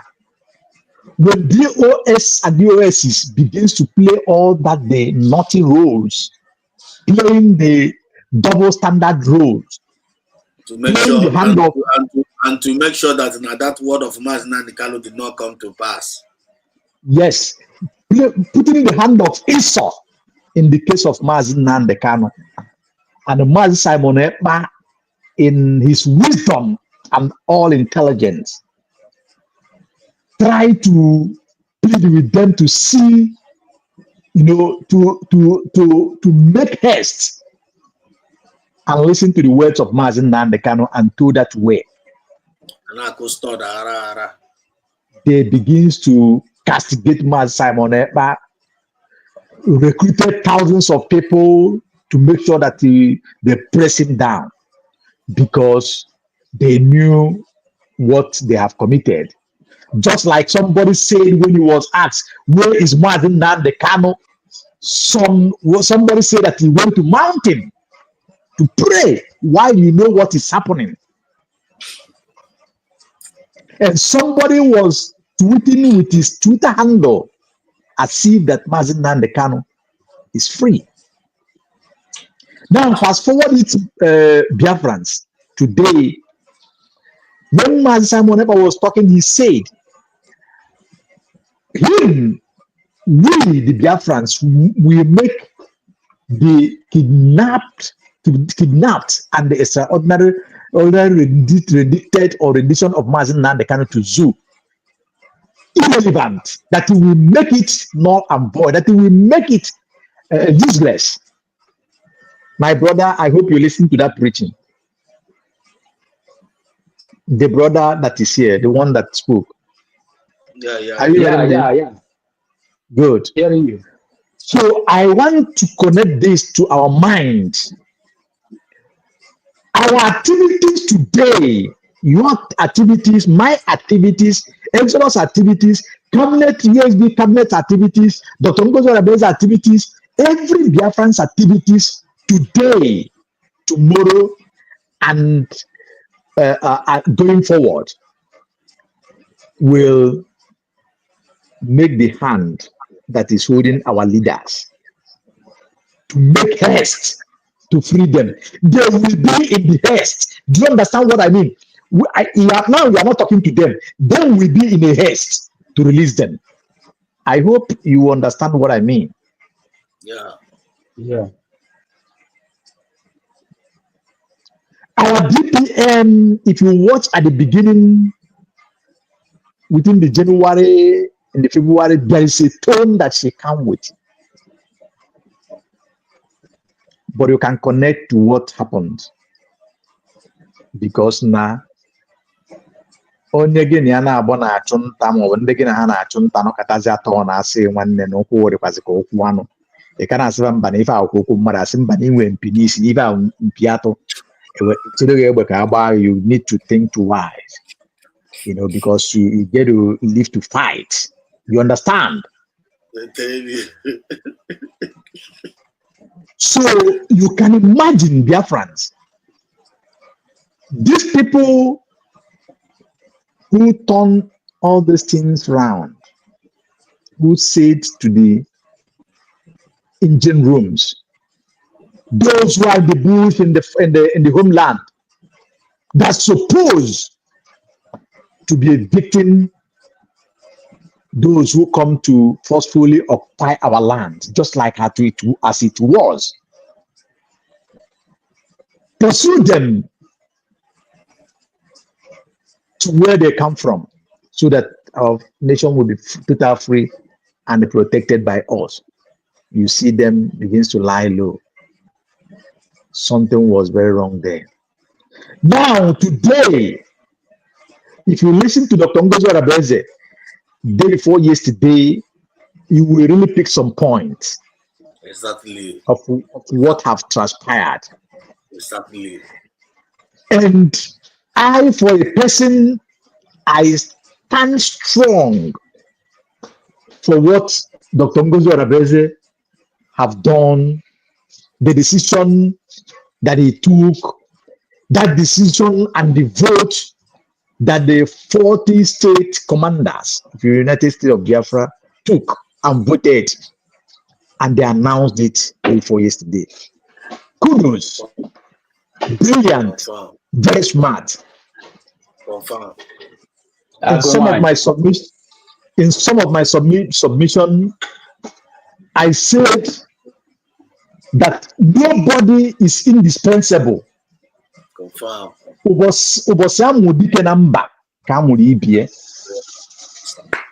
As you are, Mazi Exodus, you are anchoring this program today. Tomorrow, if you decide to do some certain things, maybe begins to look towards the left side, while you know that you are on the right side. Somebody else that you never imagine can equip him or herself. I'm going somewhere. Yeah. Or something can equip that person, and the person will come, will do more better than you're doing. Exactly. 100%. That is why I told our DPM and the cabinet that it's just the people that are talking the way they are talking to the government today, whom they use. I have said it in the programs in 2 or 3 occasions. It is we, the Biafrans, that makes you the general that you are today.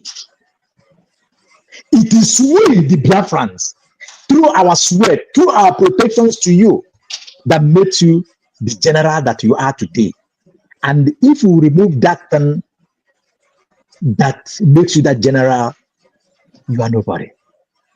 Any soldier that wears camouflage and whatever, if you remove his gun, that soldier is as normal as a dead lion, which cannot do anything.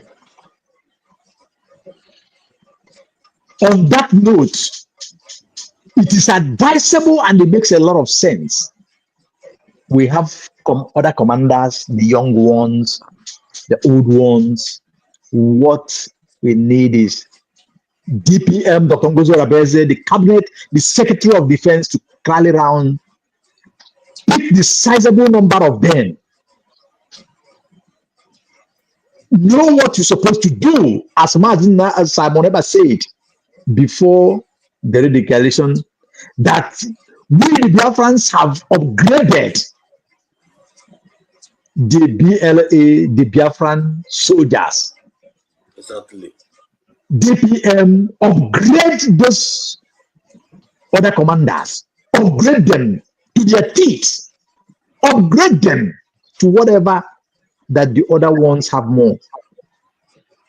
See the wonders those men will do. Those who really wants to do that, you will see the wonders that they will do.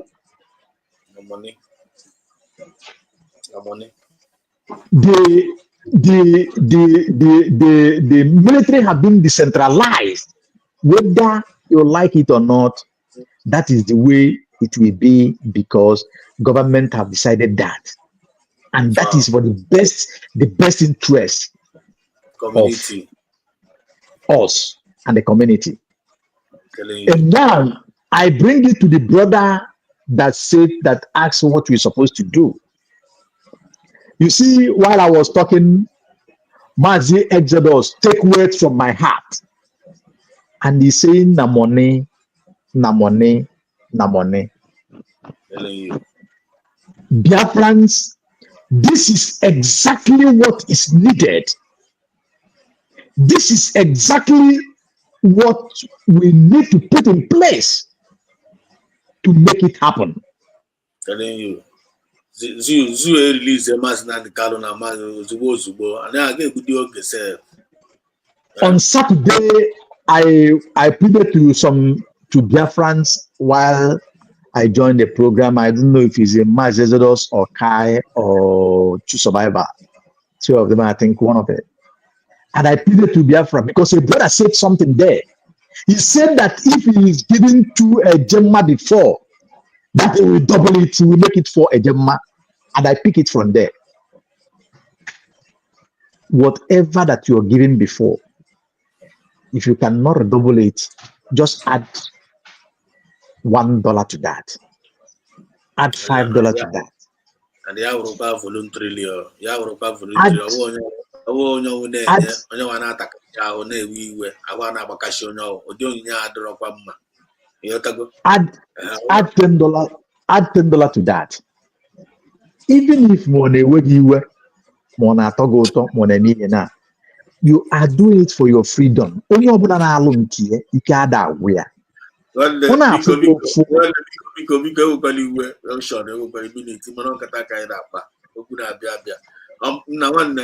supposed to work on you. One thing you are the rock of Marito, you know, with you.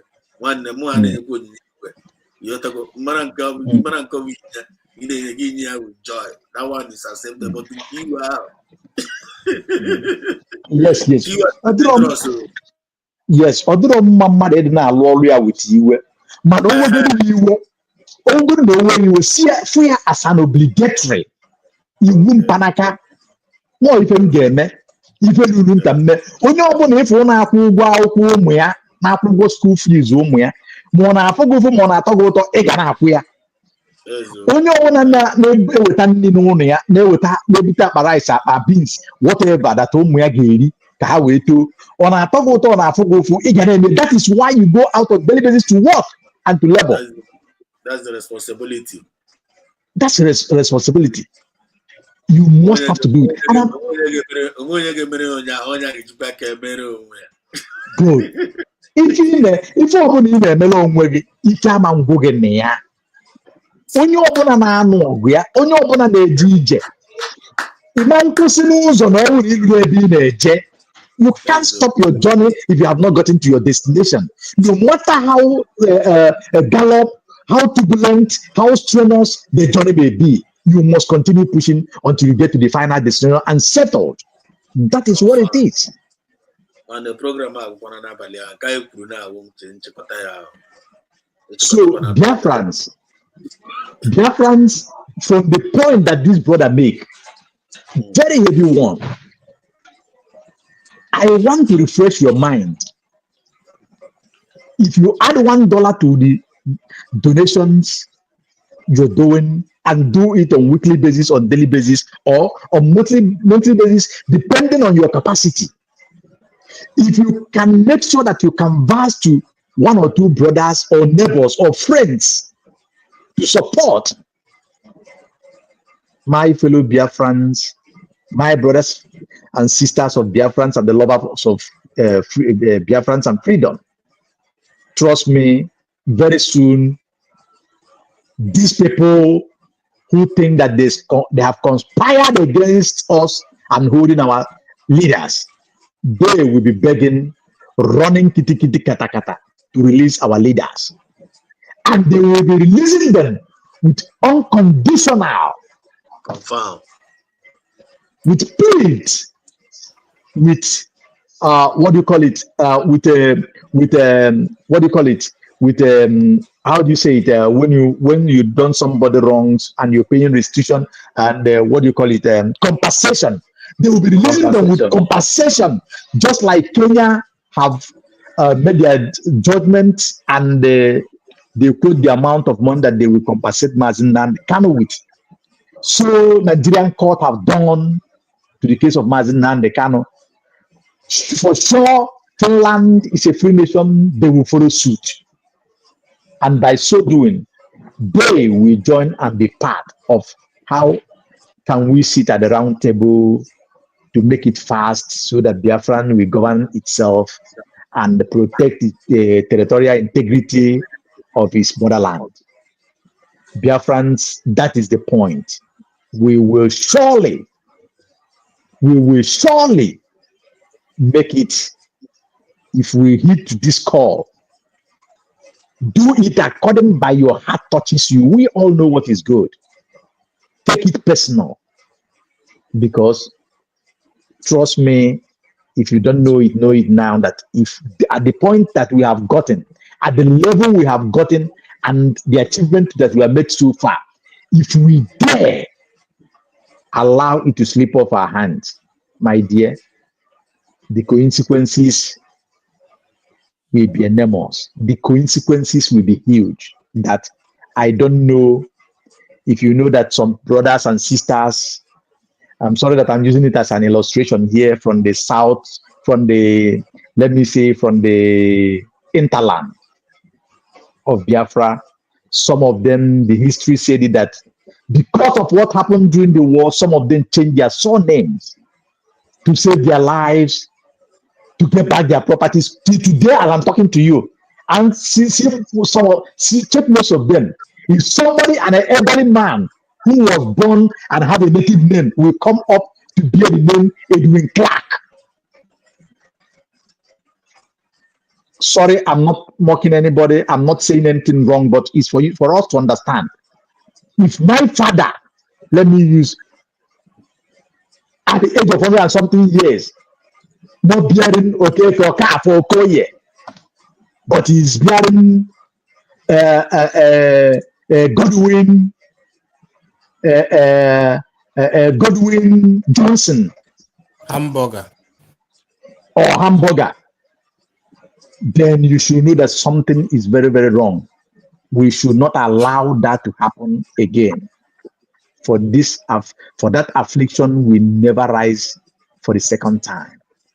What we will do is for us to do that impossible, just like the Israelites are doing today. The Israel, that when we pray, we say, God of Israel, they are doing it to my face, to your face, to the eyes of everybody today. Where you see Mazi Nnamdi Kanu prayed, and that wall you see that Mazi Nnamdi Kanu prayed, please, on your internet, go there today, go there tomorrow, and moving forward, you will see the citizens of Israelites, the young and old, why they are praying there, they are with their gun intact on their shoulder. Some are holding it with one hand while they are praying on that wall. See them in the market squares, in the clubs, in everywhere you think about. You see women wearing skirt, wearing gown. She's not wearing trouser, but you see her with her own gun. Telling you. That is that. Even if you, as a Biafran, cannot carry it in Biafran land, bring your resources and support those who are in the bush, those who have assigned their life to voluntarily do it. They will do it and do it best. Your own portion is to bring out your resources, bring out that money. Because if you don't do it, my dear, there comes a time your home cannot contain you. This one, you're running to your home now, you're running to the town to hide. There comes a time that that town will not contain anybody because they will overrun. Ransom every day. Yes, because they will overrun you. If you don't know, I will draw you back. Sorry that I take this little time. I will draw you back to the history of Afghanistan. Afghanistan was a Christian nation, if you don't know. Afghanistan was having multicultural religion and was doing well in those days until these people from Futajalons raised their ugly head. Russia fought them with everything. America fought them. They played dangerous politics there as well. Russia was there to release those people, to save them. By then, the like of Osama bin Laden was there fighting. Mullah Omar, Alliance of the North was fighting. Today, Biafrans, have you seen the condition of Afghanistan? Afghanistan is gone. Today, all of them are knocking their head on the ground. All of them, their women, their girls, they are all on bunkers. Bunker, you know what is bunker? They have to cover themselves. There are no more free nation. Afghanistan, we see it when people are flying the airplane that is taking off. You saw what happened. That will be a child play because they want to lay their hands in Biafra land, the motherland, to lay their hand on the resources that God bless us with. Think about that. That is why you must have to do everything beyond possible to make sure that you donate. If you require you to go extra mile, to work extra job, to do extra business, to do extraordinary things for you to donate, do it. So many people are doing it. Even non-Biafrans are doing it. So what about you that they are helping? Somebody is trying to help you. What are you waiting for? Ndị Igbo si that na onye ama na-ebu na onye ama na-akpa na ọ na-ebu ụzọ, meaning that onye nsị na-akpa na-ebu ụzọ agbawa ọsọ n'ọfịa ma ọ bụ na toilet. Ada eji eji, onye afọ na-asa ada eji eji, ị ga na-agba ka ịzụta onwe gị. Ifu onye na-agba ọsọ ndụ ụdị egwu egwu, nwaanyị ada ama ebe ala ya dị, nwaanyị ada ama ebe ọpantie frọs ya ọpanti ya dị na ọ na-agba ọsọ ndụ. And that is the way we Biafrans, we shall run this race. Look at it, Mazen Nnamdi Kanu is in the hand of the enemies. He never give up. He continued waxing strong. The other time he lured and caught. Look at his way he lit, he brought the situation. When he tell them in their country that they don't obey their law, they don't know their law, he named the man Justice Binta Nyako that is highly corrupt. He tells it to his face that because of the case he's having with his child, that is why he's doing everything to jail him, because they promise him that if he jail him, that they will close the case. And they made it open that he cannot jail him. He shout in Rwanda that to agitate for his freedom is his right.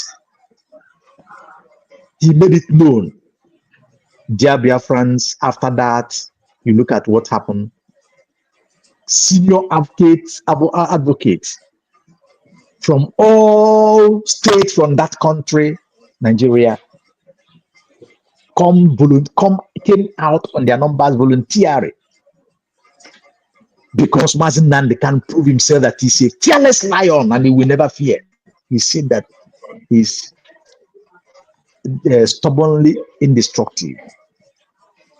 So you can imagine we today, if we stand bold like he's standing bold, we that you are not seeing our faces, you don't even know where we are. If we can boldly bring out our resources, our finances to liberate ourselves and to fund this situation, think about the way and what is going to be. Dear friends, on that note, if you know what is right, stand up and do it. The question that our brothers answer or the suggestion he puts here will be actualized. That thing that we done, will be done. Also, why and again abazo with the Wumpanaka. And I will conclude with this to those who I want to tell them that na ekwe rakalia avuye ba no to ya. Arụsị nwere ka ọ ga-aga bido ịlụ ọjọbọ against ndị tụrụ ya ma ndị miye na agụ isi ji wee tụ ya gwakwa ya ka esi wee butu ya sikwa etu ama gịnị bupụ ya maka na iyi eji ogu wee buata adị afịa arụ mbupụ. I greet you and I yield for this. Thank you, dear friends. Wow. My old professor. Sorry. We show one star. Too much, man. About for you. Watching okay, is we watching okay now. Delivered, well delivered. Message in Cavalier and Caparapo. Man, you have a message to Mazik is in Avalia, man. Watch an old man in the Gibunia. Let's if you are matured. The message I care about for matured mind. Matured mind. Mazezo. Olo. O nwere ihe ndebe anyị na-ekwu. E nwere ka anyị ga-esi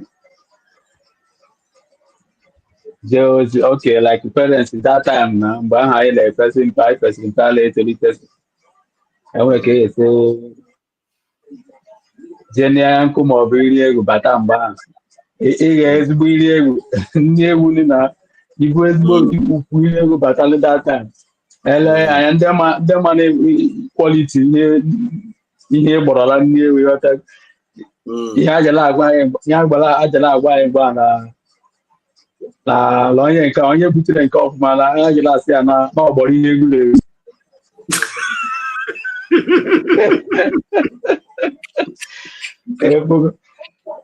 Ọ gbọrọ ihe egwu na-ewu nwanne mmadụ. Confirm, I'm telling you. Never did too much. Never did too much. Ọkụzi ama ndị ejire na ome nsị ka mgburu oluba anyị a na-ekwu otu o si dịrị n'obi ma brọda. Ịgwago eziokwu obodo a m nọ ị na-atụrụ ha oyibo ị na-egbu onwe gị oge mana efu ka ịchọ ka ịnweta ọdịm nke na ha dịla mma nnọọ sụbara ha asụsụ be ha ọgwụkwa na ha na-asụ oyibo mana ha na-asụ ndị be anyị na-akapa n'obi nnọọ efu nnọọ ndị be anyị na-aga obodo ha na-aga sef ama agwa gakwadi agụchiri o ị ga-anụ dị asụsụ ha na-asụkwa sef onye wee kwechiri gbaji ya ọbụgodị ijere anụ aka ma osi ike emebe saịn na-edemostrate agwafu m ebe ndị Igbo na-akụ batụ na street na ndị Vietnams awa kwechiri onye ebukwa bọtụ na osisi ọgba ebe ha na-aga kama ala eme saịn wee na-edemostrate ihe a na-ekwu ka o nwuche ịghọta ihe na-abịa Oh, but the era Biafra, Biafra, they are simply like ifo. I'm telling you, brother. And any di me local. Libulu chukula mmadụ any di me local. Ihe ka nji bụ iji racha nwanne anyị oche masta iji racha ya ọnụ n'ihe okwu. Ekwutere m ihe dị etu a. Like la platform Maazị Choose. Ekwutere m ya ekwu m ihe dị etu a. Mana ị marala na etu o si dị m n'obi ka m si wee na-ajụ uche na m chọrọ ya n'ọkụ. So ekwutere m yes. No, aka m abịa ka m kọwaa ihe m na-ekwu like m na-ekwu ka m racha ya ọnụ n'ihe okwu based on contribute. Are you in agreement na nke o kwuru ekwu? Sure. Yo, ana m abịa n'ọ ka m ya bụ ihe nsị gị mgbe ka m racha ya ọnụ. Asụ Igbo ka m na-asụ. So ịrachi ọnụ a bụ na ekwuru m ya na platform Maazị Choose na ọ bụgodi nwa na-eje kwefu nwa na-eje oke akpụ ya nọọ 1000 na-eje ka ihe niile tụrụgo ekwubeziri ya Choose bụzasị m oke ekwu m ya sị ya na ọ bụrụ na Biafra niile na onye ọbụla wetara nwa na-eje or 1000 na-eje ihe a na-ekwu ihe na anyị eji miela ụzọ wuti ya Maazị Choose ewe na-asị ọnwụ na anyị nọ togetherness like find togetherness na anyị niile ihe ahụ a big deal at all.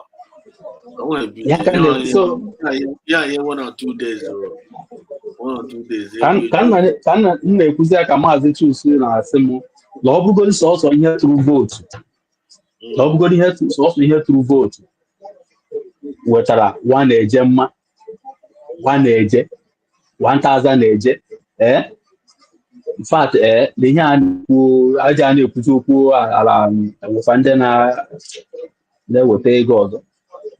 So na ọ dị very important based on ka o si wee chetakwa the same thing again kwutekwa ya ihe okwu na ọ gbọrọ ihe egwu na-eri my brother. It's going to happen soon. All this while I'm going to go and I just like some black village go put mind there. Then make people by own. Mommy, man, I'll talk my point. Because we are making progress. We are actually etu o si wee kwutekwa ọ dịkwa mma ọ bụrụ na ekwukwere m ya dadị na ọ bụrụ na m nwa na-enye ka mma na at least ana m echeta na ihe dị etu ahụ na-etinyekwa nke m na-etinye. So ọ bụrụ na onye ọbụla arụ ahụ ụka okay go on. I'm chip in there. We are actually making progress because people with positive mindset about our going at the movement. The movement now, and they're actually doing the right thing, and they're getting the right results. You need to know that everybody need to fall in line.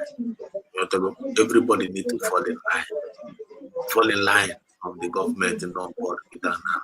Everybody have to bring anything over like money get with them to improve the thing, put it on the table. And then here in the guitar now we go.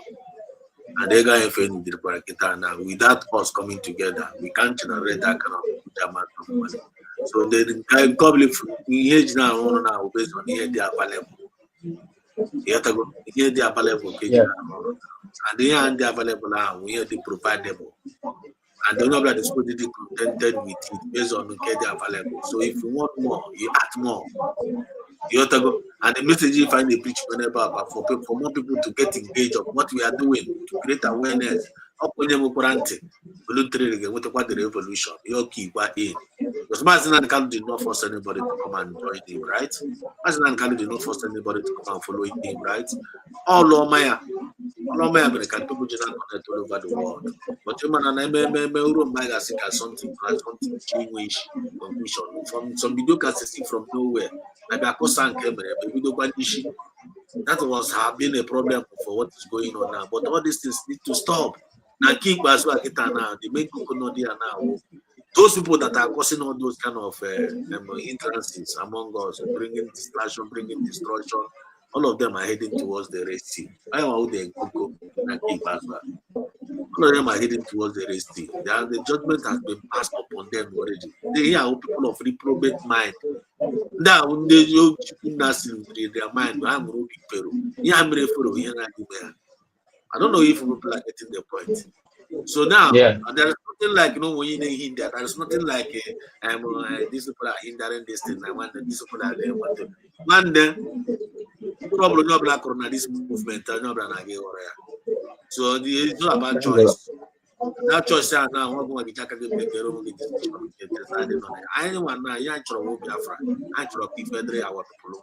I don't know focus. I not trying to black man. Starting can't come on. One starting second one. Only Kawasaki. The people of likely manners. They are by acquire. You don't have an angle. All they call the costa. Or they call the guru. Miri na mmanụ a na-emekọ ihe abi ịwọcha na this Biafra movement akịta na USB government represent mmiri ịwọcha oge gara ha represent mmanụ ị ga foto mmanụ si afọ ọsọ onwe ha ka ha join with mmiri ọ dịrọ possible you can't join you know the work all quantum believe people na the vision of mass and the kind and the dreams and the mandate for until our people, all these mediocre for and when any other choice, something is going to hit them. I get gotten on them. Then the brain have two things not involved. If we don't save ourselves now, and I'm going to option. If for us to do the fundraising, we save ourselves from the mess that is coming, or we get ready to be paying ransom. So under enemy fishing back within their billions now, they will remain fan and metal wish. And I say now, okay, I cannot get by the time I got ransom be more. A lot of them now buy. I want to hear the kind of here. A lot of people now I could tell about big day, land there. Oh, you put 4 people or 5 people at the street now. I get rush. I go about now. Phone is in Ghana, and they will be forced to be paid. And I'm gonna prefer is the phone is in Ghana. And I go to the highest. No black bamboo get no black with that self-discipline and go be a moral decency. Back over being a sound mind so that key where my force or one of that floor. I don't know any gift whatsoever any person. It is expected of you to put it on the table for the waving of our movement. Ozil, are you there? Yes, man, I'm here. Yeah, I'm here. Yeah, when you go grab your mic, I check out down. I check out to me around of the program. And use an is good actually since I'm here now. I can drop. We actually add the I check out the program. Like we always used to say, I keep us saying it. We will continue saying the good things. We will continue saying the gospel. And what is that gospel? Saying the truth. You understand? We continue saying the truth. And that truth is only but the USB government. That's the only the truth.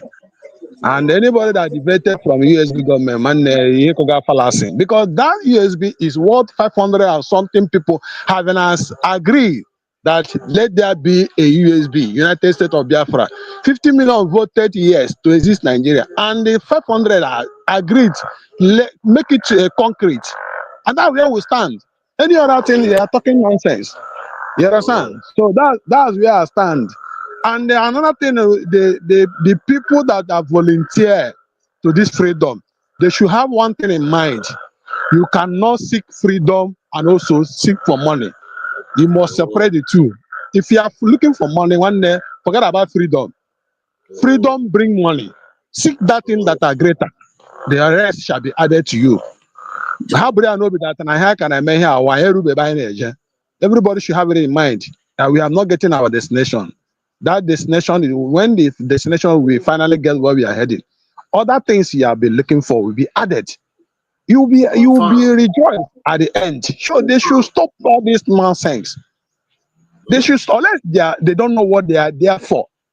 Maybe yeah, they are just to do one. You know, security. I don't want. I know I'm a security expert. I don't want to talk about. That's why when I'm narrating them, I use some symbols and illustration.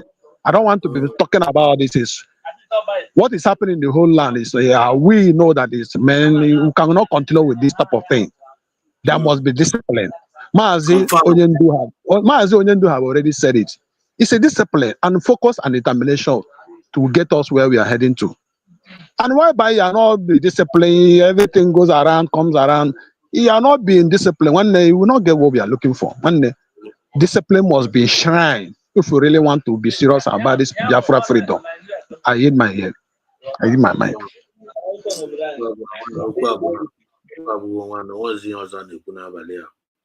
I got you in the program. We have heard it all tonight. Tomorrow is another day. Every day we must take something home. For some of us, as someone want to use this opportunity to appreciate you, Ozil, the last speaker for the night, and the wonderful one indeed. And I want to appreciate you, Sean Monster, the great professor, always on point. I want to appreciate you, Olu State, Machineke. Thank you so much for joining tonight. Thank you for your contribution. Obi-Wan, there will say thank you so much for all of you that you really, all of you make a very great and wonderful point that at least I want to go privilege we get some time where we learn a lot and we learned a lot and we received a lot. And Fidelia, thank you so much for joining tonight and for your comment session. That is wonderful, well blessed and well received. And they coordinated in Avalia. Wherever 2 or 3 gathered in Alpha Chukuna, young I knew we have to raise it. More than a driver and Aga. More than a driver and Aga. If I not trying with the Oyana Ganjam now, Magaru Benjamin, Obiaga, God did it last. So we are making progress. But if all these people are for Baba and I talk, have an idea we are going to get any fan. Man, no, I got Tagaria. All their wishes will always come back to them. So, you're not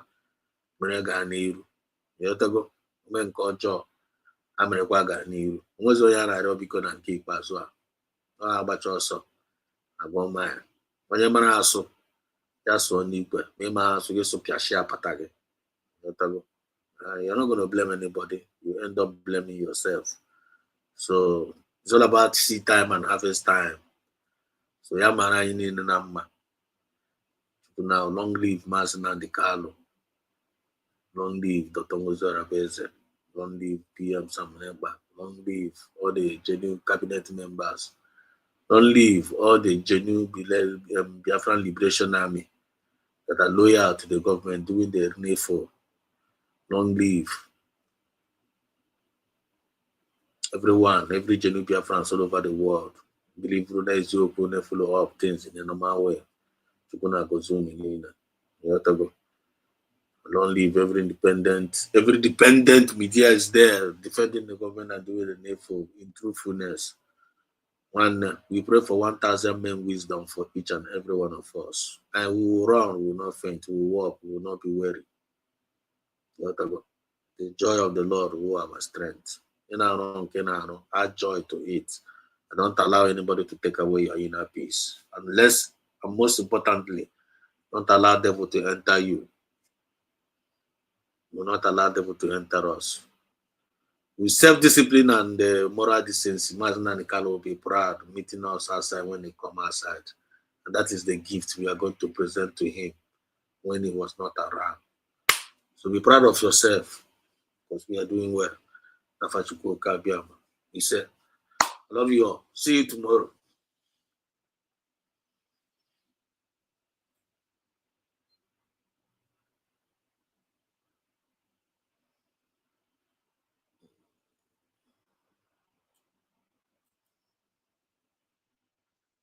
Option without fear before our enemies.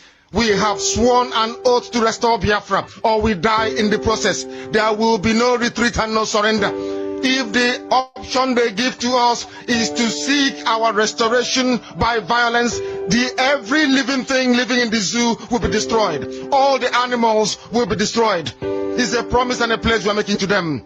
They must understand that we just don't love our country. We are fanatical about Biafra. We will do everything humanly possible to ensure that Biafra comes. It is either the flag of Biafra is raised up or I am lowered into the grave. One of the two must happen. It is better for this heaven and this earth not to exist than for Biafra not to come to pass. We dedicate it into the hands of Chukwu Abiyama, the creator of the heavens and the earth, because only him decreed that we should exist as a race, and only him has the say to decide and to determine if we are to survive or not. We don't rest our hopes in any man. We don't believe that any country can do anything for us. We are going to reaffirm our faith in the supremacy of the creator of the heavens and the earth, Chukwu Abiyama, upon to whom and in whom every glory and honor belongs to. That's why we worship him and nothing else and no other. We worship the one true living God. That is who we worship. That is why we were created. We are not like any other people. We have been chosen by Chukwu Abiyama to serve him. We have been chosen by the creator of the heavens and the earth that we may serve him. That is why in our names it contains every praise imaginable. Every praise imaginable to the Most High is contained within our names, because we are very special people. We are here to reaffirm and reiterate that. We are here to ensure that this very march towards our freedom cannot be hindered. Any obstacle on our way, real or imagined, man or woman, adult or child, anything it is, once you are an impediment to the restoration of the sovereignty of Biafra, you will be destroyed completely and totally, in every way imaginable. We do not forgive. There is no forgiveness in our dictionary. We are here to ensure that the death of 3.5 million people is not forgotten. It is to them that I owe every ounce of loyalty and obligation.